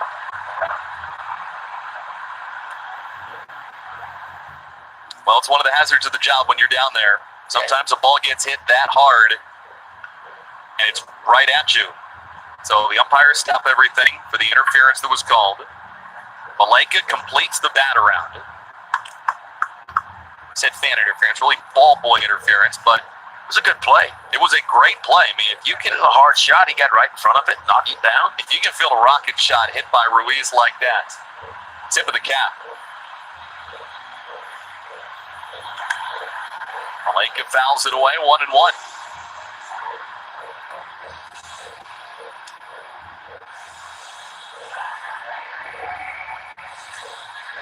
Orioles with 3 hits in this inning against Garrett Cole after they had only 1 through their first 5 frames. For a triple short of the cycle in this inning. 1-1 the count against Malaika. He swings, grounds this one into the Yankees dugout, strike 2. Cole has hit 100 pitches.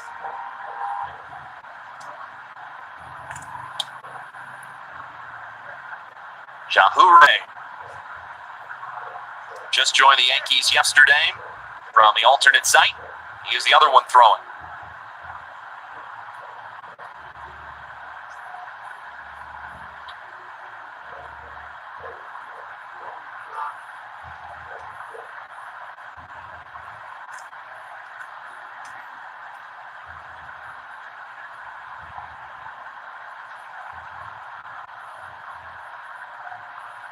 One and two against Valaika.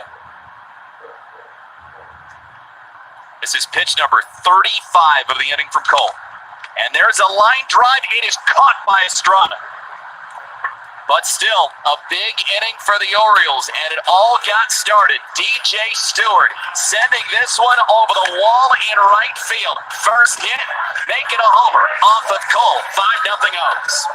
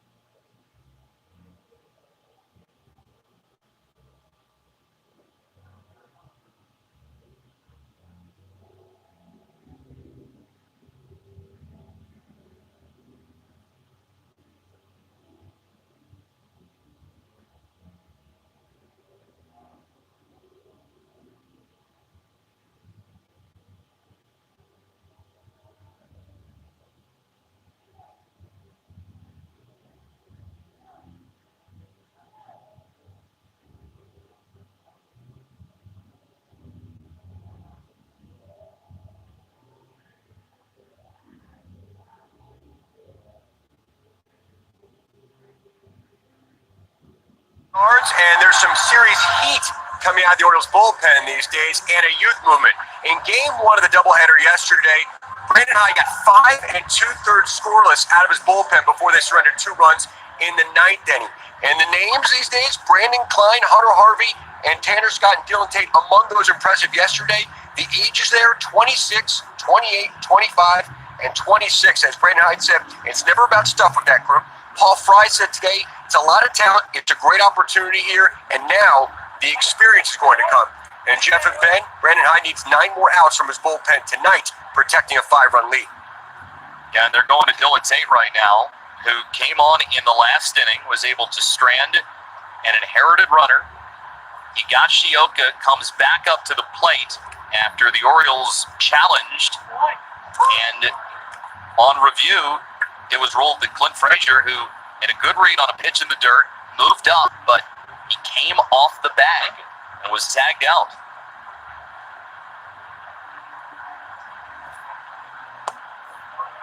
Good slider, but Higashioka lays off of it at 1-2, and you pointed out yesterday, Ben, it's the land of opportunity right now, and especially opportunity when it comes to high leverage situations. Show me what you got.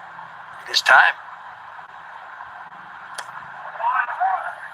That bullpen for the Orioles, though, 3.94 ERA. 6th best in the American League. I went back and looked at last year.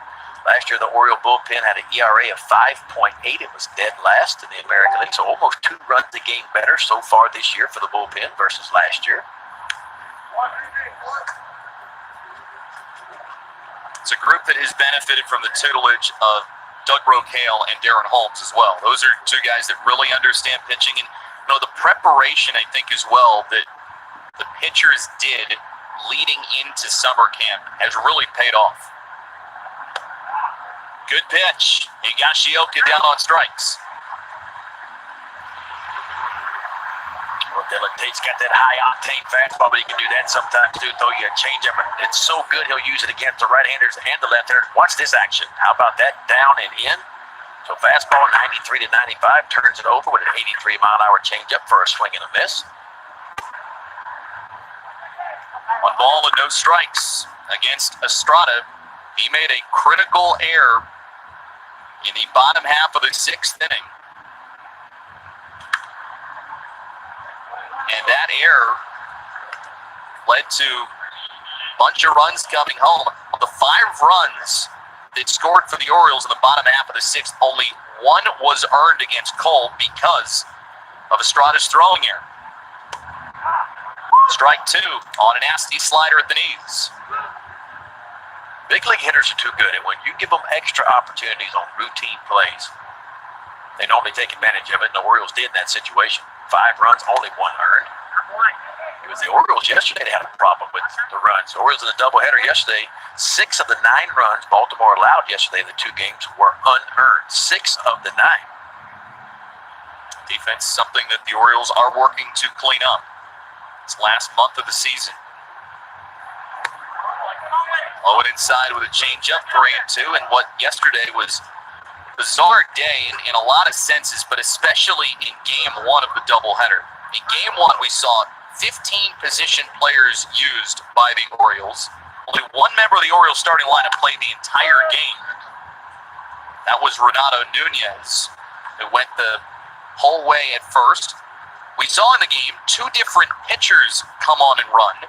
Both of those pitchers who had to come on and run when the DHs were burned ended up scoring runs. Yeah, Jonathan Holder for the Yankees scored the winning run. And then Travis Lakin Sr. also scored a run. Saw 7 pitchers used by the O's. The Yankees went to 6. Tonight, chance for back-to-back wins against the Yankees, the 3-2. And a swing and a miss. Back-to-back strikeouts for Dylan Tate. Well, Dylan Tate was good last night. He's been good so far tonight. 3 up and 3 down, including back-to-back strikeouts. And that's that good 2-seam fastball. Watch the downward action on that. Starts it right at the bottom of the knees and has it break below that.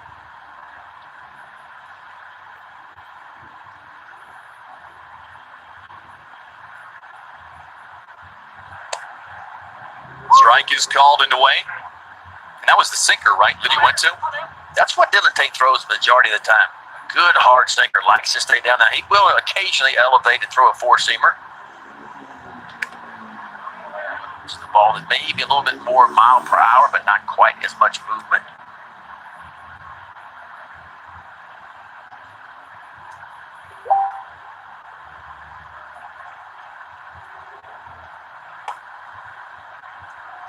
Way down to the count, 1-2.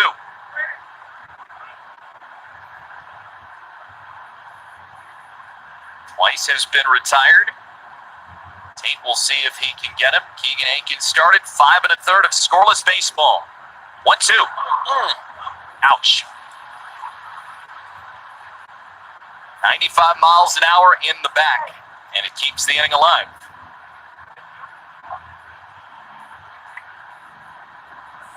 Trying to go inside. You see Pedro Severino set up right on the inside part of the plate. This ball by Dylan Tate is yanked. Watch the front shoulder. See how he just kind of yanks instead of saying smooth and through it, pointing that front shoulder at the glove. He just yanks it open a little bit, and the ball follows right behind it and right up in the ribs of Tyler Wade. So you go back to the top of the order for the Yankees. It is not a group that is as impressive as it typically is because you don't have some of your key guys. But Tate obviously has to be careful in the 7th because, as you pointed out, that cautionary tale of the 6th when you give extra outs and Doug Brocail comes out. All right, we'll follow up on our trivia question. You ready? So Gary Sanchez, one of only 3 players in Major League history with at least 1,500 plate appearances to have over 30% of his hits be a home run. He's number 3 on the list. Who were the first 2? I'll say this. Initially, you were like, I'm going to give you a couple of pitches. Well, you gave me a couple of innings. Yeah, and I know you've and been on your phone, so I didn't know. I did not cheat. You've probably been on the research tool. Is that what you're calling it, the research tool? That'd be the internet. I'm going to try Encarnacion. That's strike 2. Strike 2. Okay. Trying to think here. American or National League in terms of what maybe I should go with. I'll try National League. All right. Arenado? No, you're out. Joey Gallo, number 1 at 39%. Mark McGuire, number 2 on the list. At 36% of the hits he got left the yard. Well, there you go. Rob Long texted me. He had one of them, right? He guessed Mark McGuire. That makes you feel any better or worse. Well, Rob is our resident historian amongst our broadcast group. Rob might have been on the intranet, too.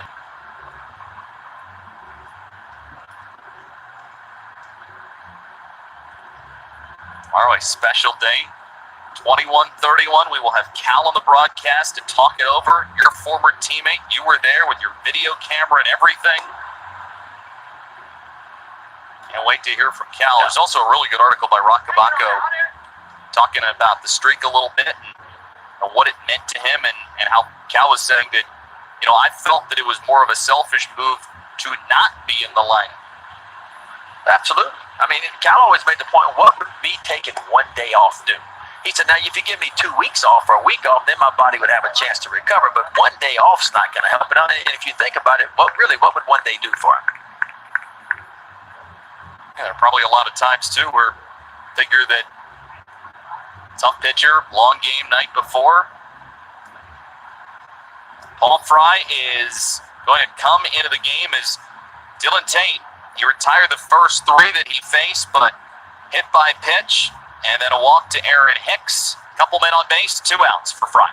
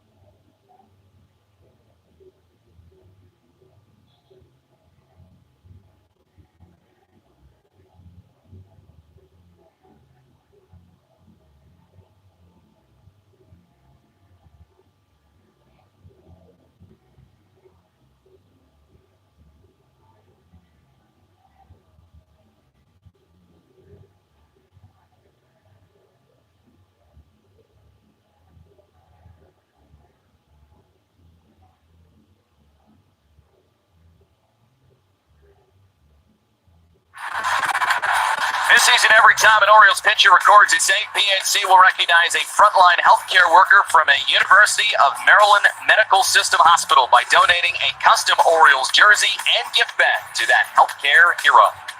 Well, Dylan Tate is out, and the left-hander Paul Fry is in. And Paul Fry has been outstanding this year, 15 games, 1-0 record. How about that ERA? 1.80.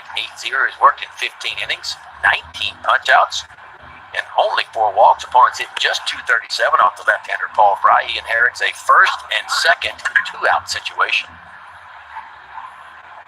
A little added velocity for Paul Fry this year. Fastball seemed like last year was 89 to 91. This year we see it bump up 92, 93, occasional 94. About the last 12 games, 12 and a third, a .73 ERA. Pretty good. Runners inherited, runners stranded. 507, he is stranded. Dylan Tate stranded 1 when he came on. Fry will see if he can leap 2. 5-0 Orioles, all 5 coming in the bottom of the 6th. Headed up the third base line, Ruiz steps on the bag, and that will do it. Here are Geico do-ups. Stewart, Williams, Alberto. Geico, 15 minutes could save you 15% or more on car insurance.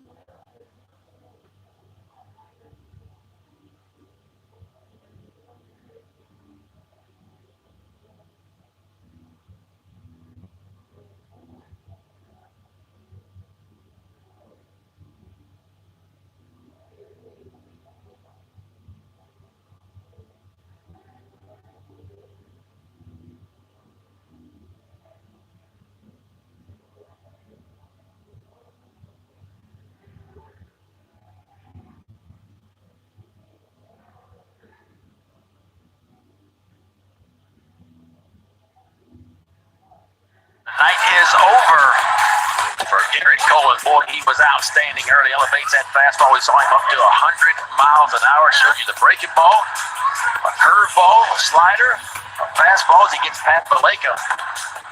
Boy, he had it going. He punched out 10 Orioles tonight. Punched out 8 of the first 9 that he saw. Worked in 6 innings.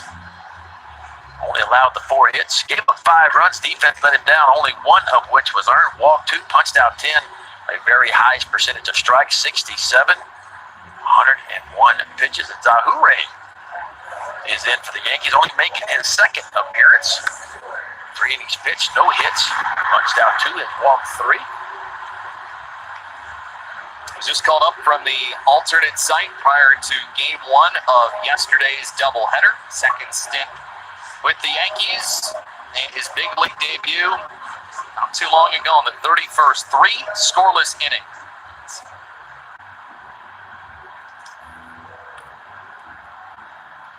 Comes on here, he will face DJ Stewart, who had the initial salvo off of Cole. As that pitch is low for ball 1, first hit. It was a home run for DJ Stewart.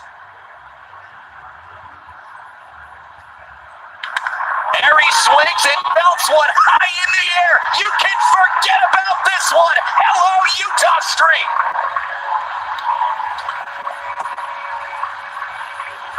Wow. Why don't you have a little breakout game, DJ? He said, I'm going to make everybody forget about 0 for 16, and he has done it tonight. 2 home runs, and this one is melted. 107.5 off the bat. 404 feet. Well, the first one was you didn't quite know when it left the bat, but this one, just listen, hear that sound right there. You talk about a no-doubter, a little backflip from DJ Stewart.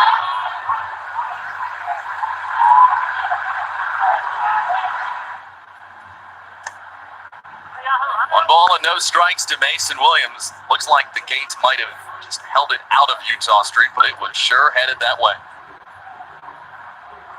Well, the skipper said today that DJ Stewart will get a lot of reps now. And Anthony Santander looks like going to be out for the season. They asked him, the media did. He said it's going to be DJ Stewart. If he keeps swinging like that, you might not ever get him out of the lineup. Have a ton of opportunities. He'll play the outfield. It also might mean that Ryan Mountcastle might play some first base as well for the Orioles.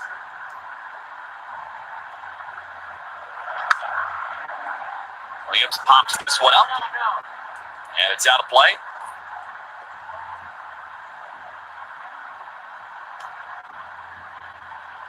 A 1 ball and 2 strikes.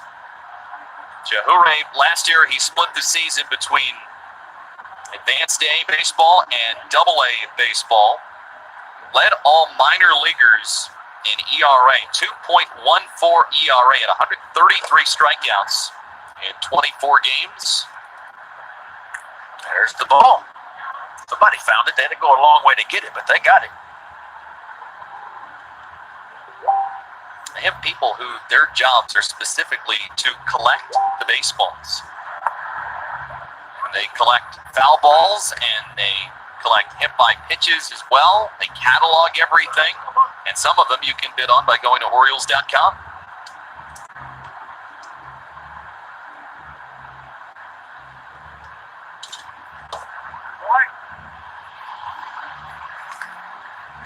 Now Williams goes down on strikes.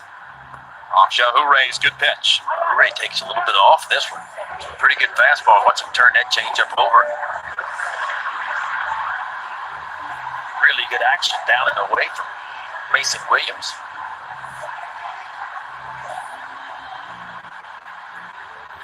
Alberto steps to the plate, reached on an error in the last inning, which proved costly for the Yankees. Estrada, and you pointed this out, didn't seem like he understood how quick Alberto was. Rushed the throw, was not a good throw, and that kind of led the floodgates to opening up. It's almost like when he caught it and looked up, he realized Alberto was really further down the line than what he anticipated, so he tried to rush his throw and kind of sidearm to get it over there.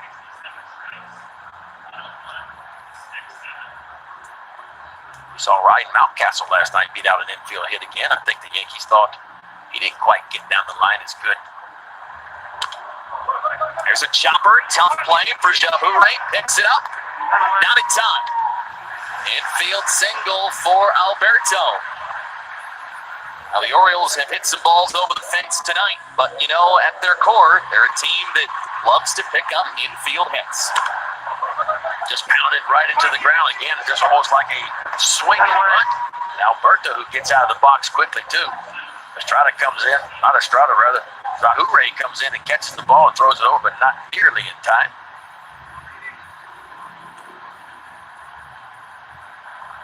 Ten infield hits for Alberto, most in the big leagues. There you go.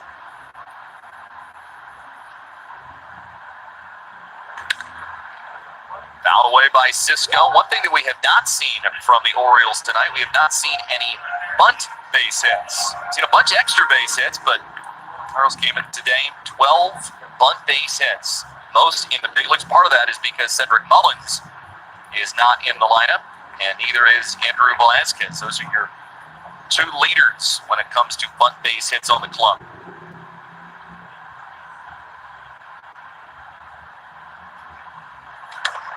Cisco takes it high, 1-1.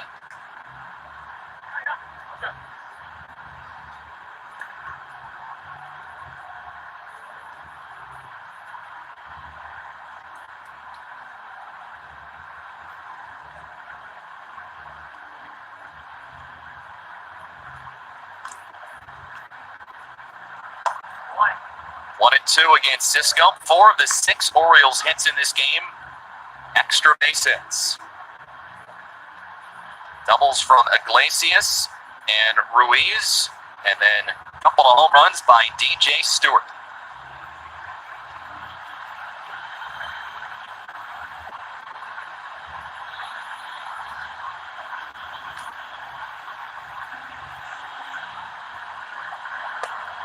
Inside, and that one, they say, clipped him.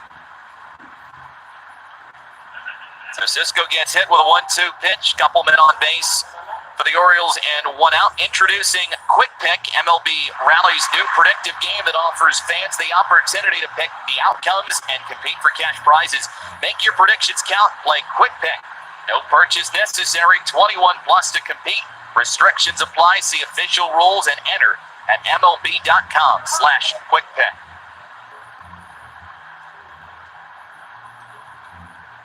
So a couple men on base, and it creates an opportunity for Iglesias. He's been on board twice in 3 plate appearances. Looks at his strike, 0-1.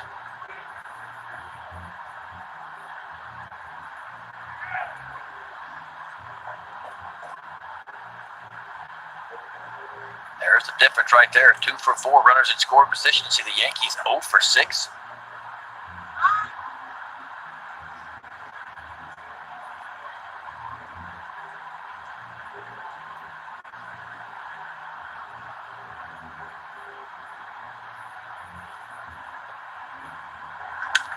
There's a swing and a foul off to the right. Last night it was one nice inning by the Orioles that was able to get it started for them with runners in scoring position. Tonight the 6th, and seeing if it can carry over. Seemed like last night it was all with 2 outs too. They were all 2-out base hits. Tonight it's been the same thing. I've seen Iglesias double when he was down 0-2. It's in the same spot. Ray will step off. Yeah, only down with 2 strikes, but some of them down. Mountcastle's big base hit was a 1-ball, 2-strike count. Iglesias with a 2-strike base hit. Fouls it away. Iglesias, another one of those hitters, kind of like Hanser Alberto, that they get 2 strikes and they just find a way to make contact and put the ball in play. And that's something that Brandon Hyde says is becoming lost, but is something that he still admires. Yeah, because it's okay to strike out now, you know, and Iglesias is one of those guys who takes pride in not striking out. He knows what he does best. Not a big power hitter, doesn't have a home run yet this year. He did 11 last year with Cincinnati, which was a career high for him. But the ability to extend the at-bat, in other words, fight off, not swing and miss, not punch out, but fight off the really tough pitches. If you hang in there a lot of these pitchers are not good enough to continue to execute really good pitches, and they'll make mistakes, and that's what Iglesias has taken advantage of a lot this year, mistakes. There's a foul. He learned quite a lot, Iglesias, from his time in Cincinnati last year, because he got a chance to work with one of the pros of hitting in Joey Votto. They spent a lot of time talking about routine approach, and they apparently set a little side wager for this year over who will have more hits. Right now, Iglesias is leading Votto coming into tonight. Count entering tonight, Iglesias 35, Votto 27. I'm not sure what the terms of that wager are, but Iglesias currently in the driver's seat. Well, there's been a lot of surprises for the Orioles this year, you know, but I think you could point to Jose Iglesias. I don't think anybody thought from an offensive standpoint that he would be as productive as he's been, and that he would sit, you know, right in the middle part of your lineup. There he swings, hits it into center field, hangs up and up for Hicks. And Alberto, I don't think he knew how many outs there were. He is doubled up. Still, DJ Stewart, first career multi-home run game.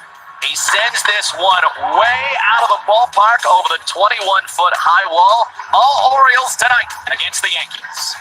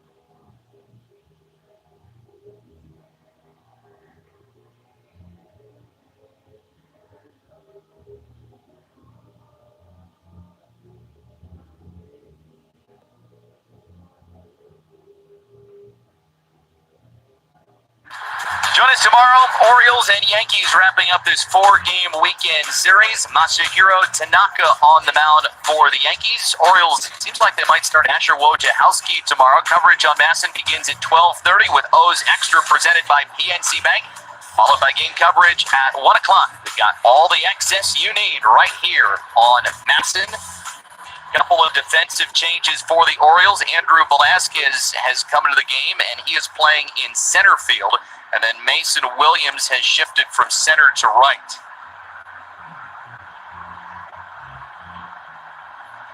Paul Fry was able to strand a couple of inherited runners in the last inning.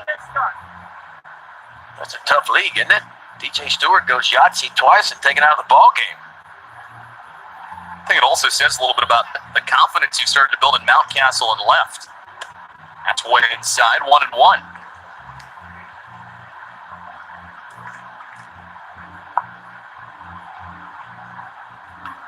Dylan Tate, inning and a third of scoreless baseball, 1 walk, 2 strikeouts. He preceded Fry. Faces Gleyber Torres, 1 for 2. His first game off the IL. It's this one is short. Iglesias makes the play. This copyrighted telecast is presented by authority of the Orioles and may not be reproduced or retransmitted in any form, and the accounts and descriptions of this game may not be disseminated without the express written consent of the Orioles.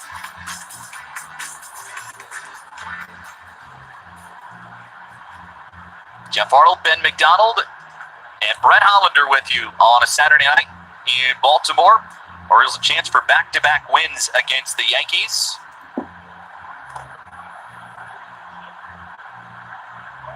Orioles, they got 5 runs in the 6th. And Stewart netted a home run in the bottom half of the 7th inning.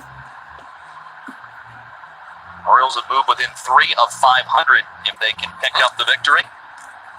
Just keep plugging away.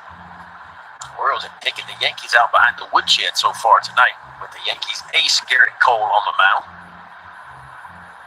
Cole had been cruising along for the first 5 innings.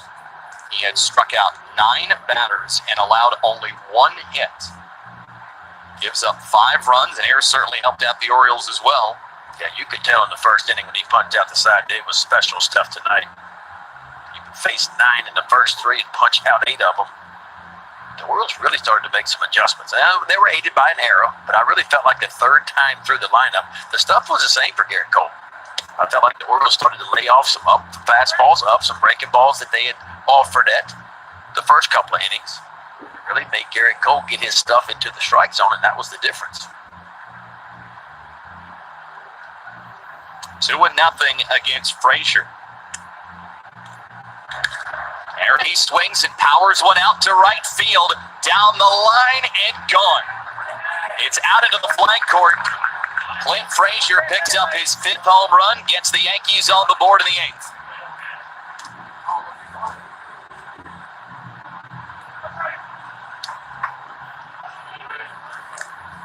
One of the few times Oriole pitchers have been behind in the count. 2-0 pitch. Clint Frazier guesses fastball. He gets one. It's his 5th home run. This one to the opposite field. Pretty good swing right here. Just a fastball, more or less middle. Inside out swing. Nice short stroke.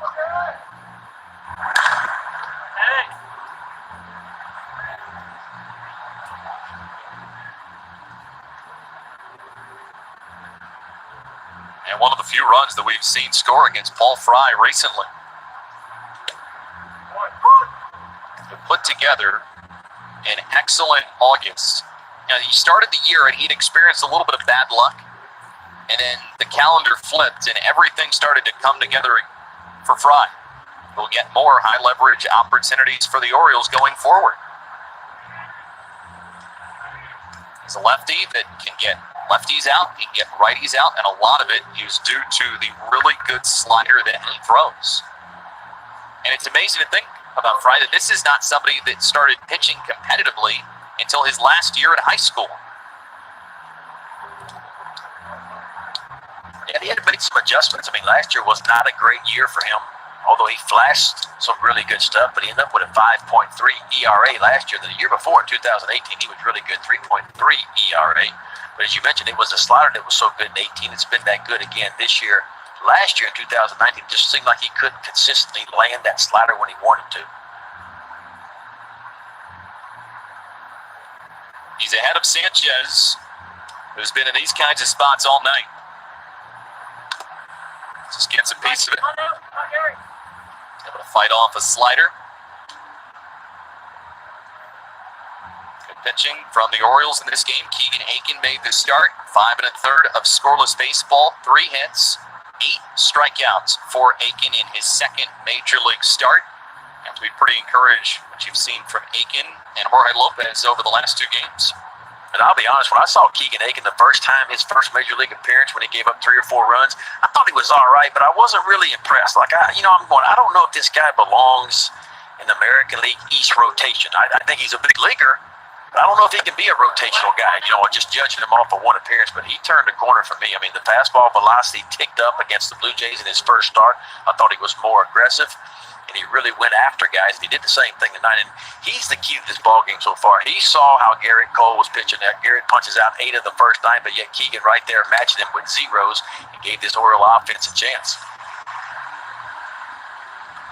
Now Sanchez, he'll put on the golden sombrero. 4 strikeouts tonight.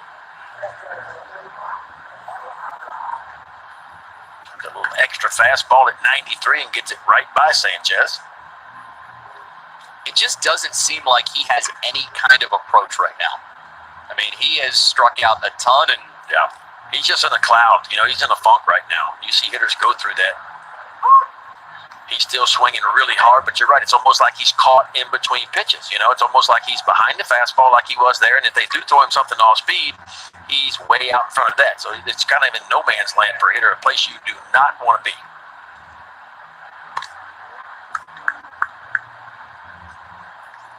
Gary Sanchez, don't forget, the average wasn't great last year, but he hit 34 home runs, drove in 77. some of his best work, like Gleyber Torres gave against the Orioles, but had a home run yesterday, but since then, Orioles have dominated him. 2-1 against Andujar.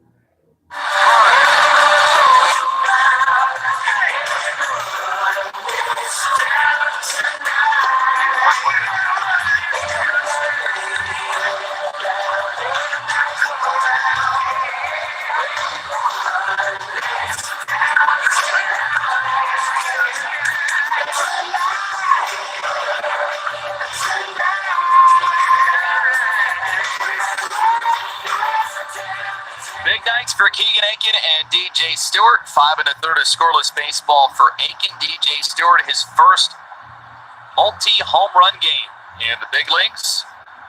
And Pedro Severino will start things off in the bottom half of the 8th against Jure.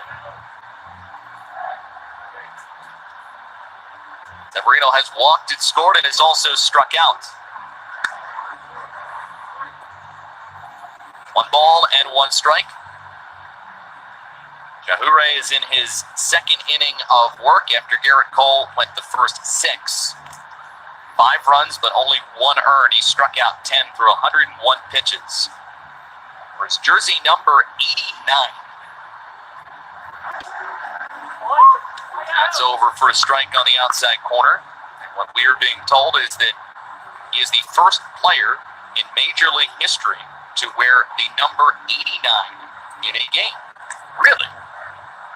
That surprised me because we've seen a lot of high numbers here in recent years. Torres, I guess nobody liked 89. 87, okay. 88, all right, but nobody wanted 89.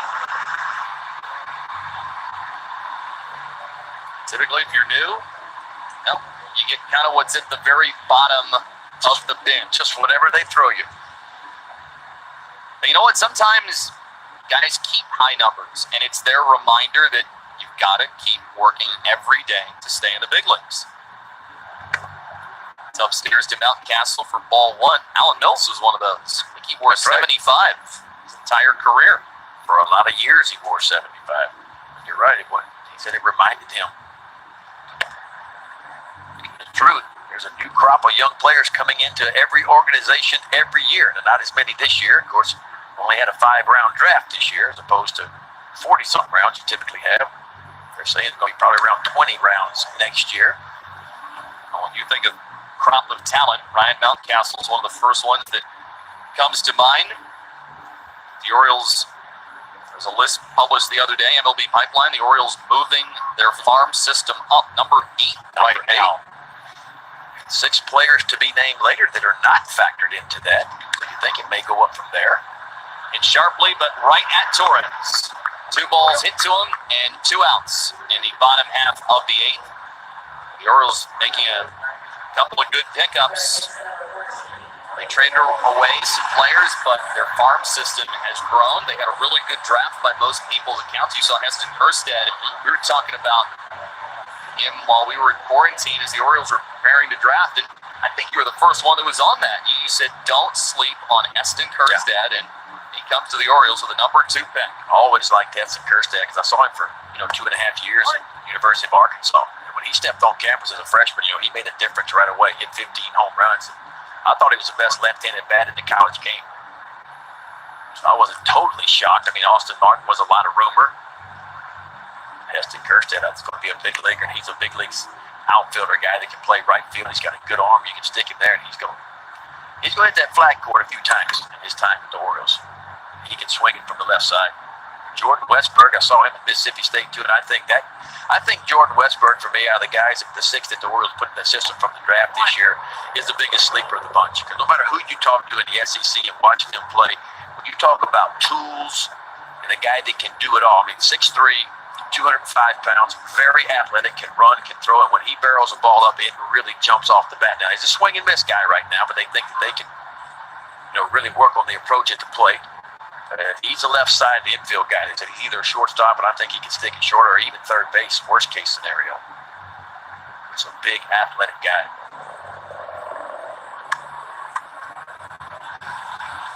It's a foul ball. Came up and in, but they're saying it went off of Ruiz's bat.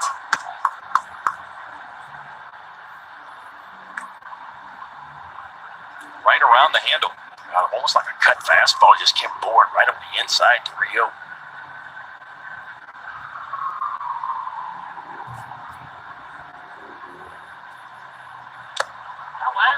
And is held on to by Higashioka.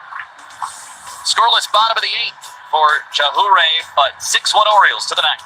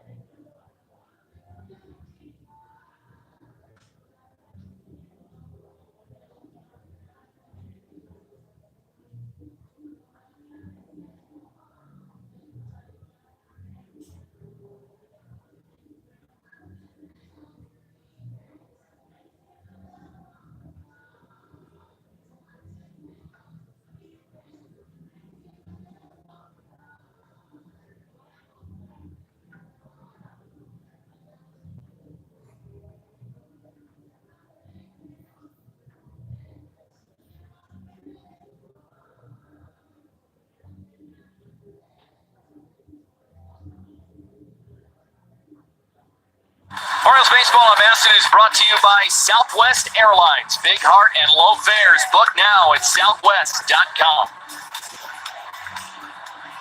Beautiful night. Camden Yards, 6-1 Orioles over the Yankees. Chance to take 2 in a row from New York. The Yankees won the first game of the doubleheader yesterday. Orioles bounced back with a 6-3 win in Game 2. And now Paul Fry seeing if he can put the finishing touches on this one. Aiken was really good.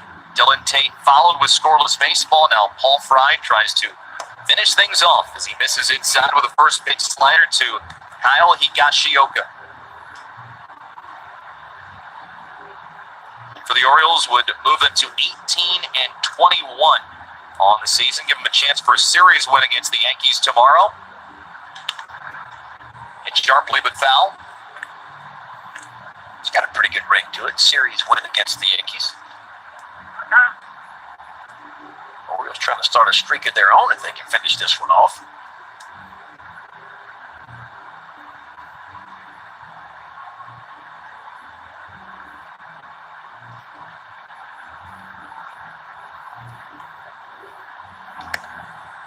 Inside, 2 balls and a strike. The Yankees, well, the win last night, they had 7 straight sweeps against the Orioles, but that is not going to happen. In fact, it could be the other way around.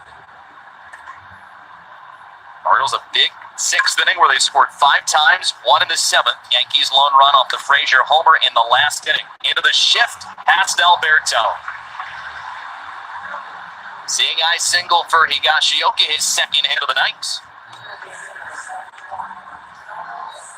Stay tuned for O's Extra presented by WB Mason following the game. Hoop at WB Mason for personal protective equipment and more. Rob and Bordy will have you taken care of on that one. Naka. 105 first pitch. 25th anniversary, remember, of 21-31. We will be talking to Cal Ripken tomorrow. 1 ball and no strikes.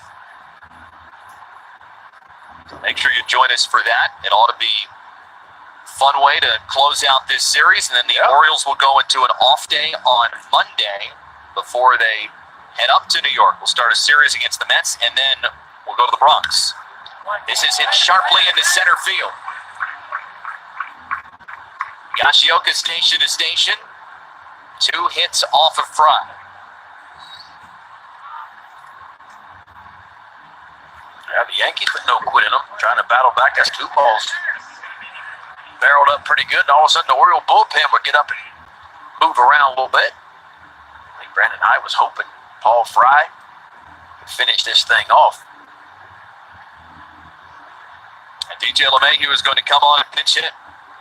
LeMahieu was not in the original lineup, and it was just a day off, what he was receiving. And part of it is because every day since he has been back from the injured list, he has been out there. So what they wanted to do is give him a scheduled day because the Yankees' next off day is not until the 14th. And obviously, he is very dangerous. He's got a home run at Camden Yards this year. You want to make sure that you execute the right way. Cesar Valdez warming up the Orioles bullpen in case you should need him. Yeah, when you talk about DJ LeMahieu, you talk about a guy you put at the top of the list as one of the best hitters in baseball, and he's been that way for a long time. He got 1 game off yesterday. Actually came in late for a pinch hitting appearance. Played the entire other game. But he can flat out hit. Had a career year last year. Over 100 RBIs for the first time in his career. Batting at .380. 414 on base, 546 slugging. He's got the highest batting average among big leaguers with at least 100 at-bats. Hits with men at first and second, nobody out. Fry misses with the first one in the dirt.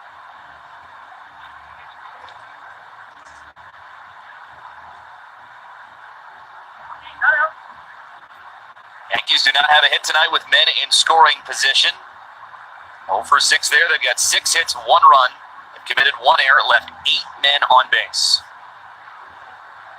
6-6-0, 3 left for the Orioles.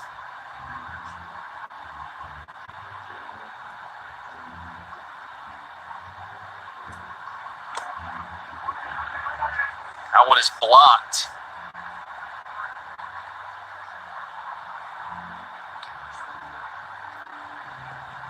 Paul Fry just has not had the command we've seen him have most of the year this year. He misses by a lot with that fastball. You see that ball bounce off of Severino's glove and gets him like in the side of the face. Side of the face or the neck. Either one does not feel good.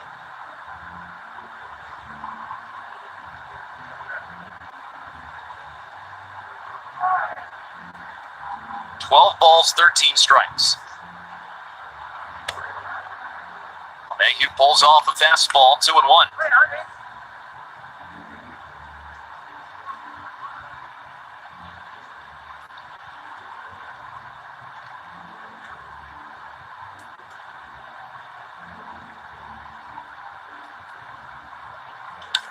There he swings, slices one, foul.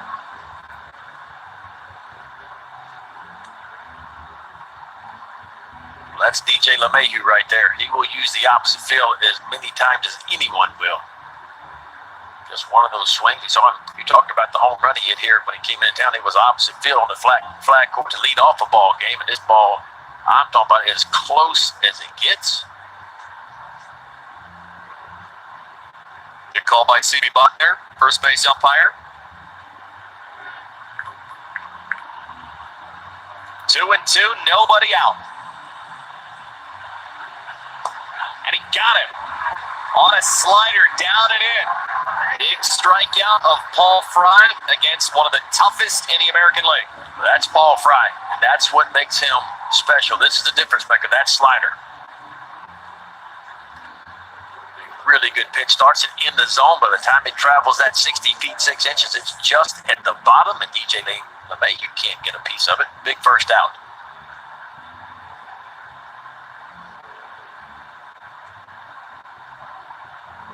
Hicks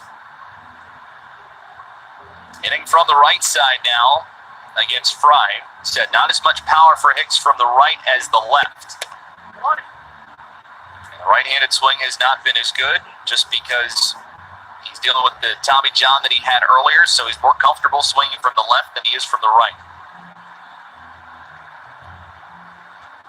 He's a hitter that you do need to challenge, though, because he will walk, and he has done that the last 2 times he's been up.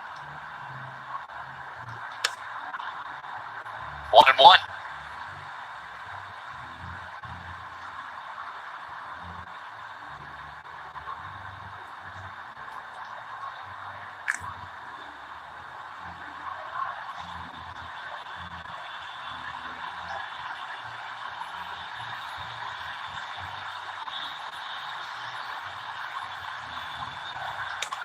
Pitch misses outside for ball 2. See Pedro Severino motion. Bring it to me. We got a challenge in this situation because you know who's coming up. After Hicks, you got Voigt and then Gleyber Torres. This is where you want to make some hay if you're Paul Fry. Boy, with his 13 home runs, very top of the American League. 2-1.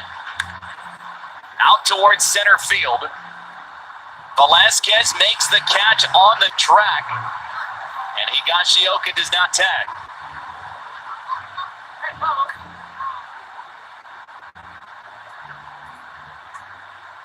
Aaron Hicks put a good swing on this one. I mean, barrels it up to straightaway center field. Hits it deep, but not deep enough. It's like Brandon Knight's going to be out and make a pitch change. So they're going to go to Cesar Valdez, who has been warming up in the bullpen. 6-1 your score. Orioles with the lead, looking for one more out.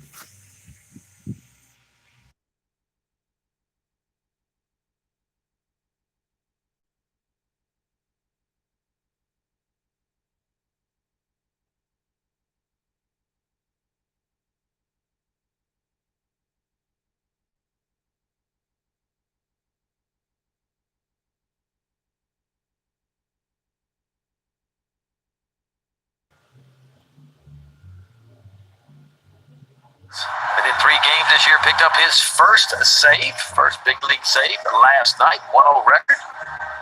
1 save and 1 save opportunity, 7 innings pitched, 9 punch outs, only 2 walks. He's in relief of Paul Fry. Paul Fry, 2 innings pitched, 3 hits.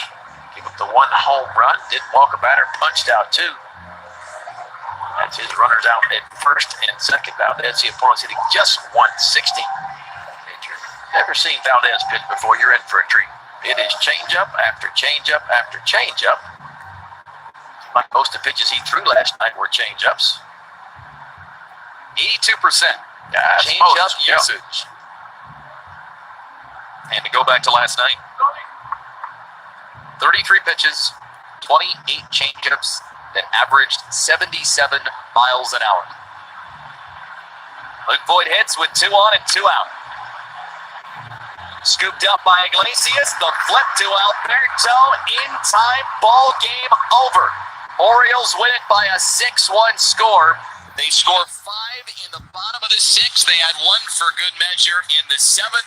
Keegan Aiken does a fantastic job. 5 1/3 of scoreless baseball for the Orioles. Winners tonight, back-to-back games against the Yankees. We will be right back after this.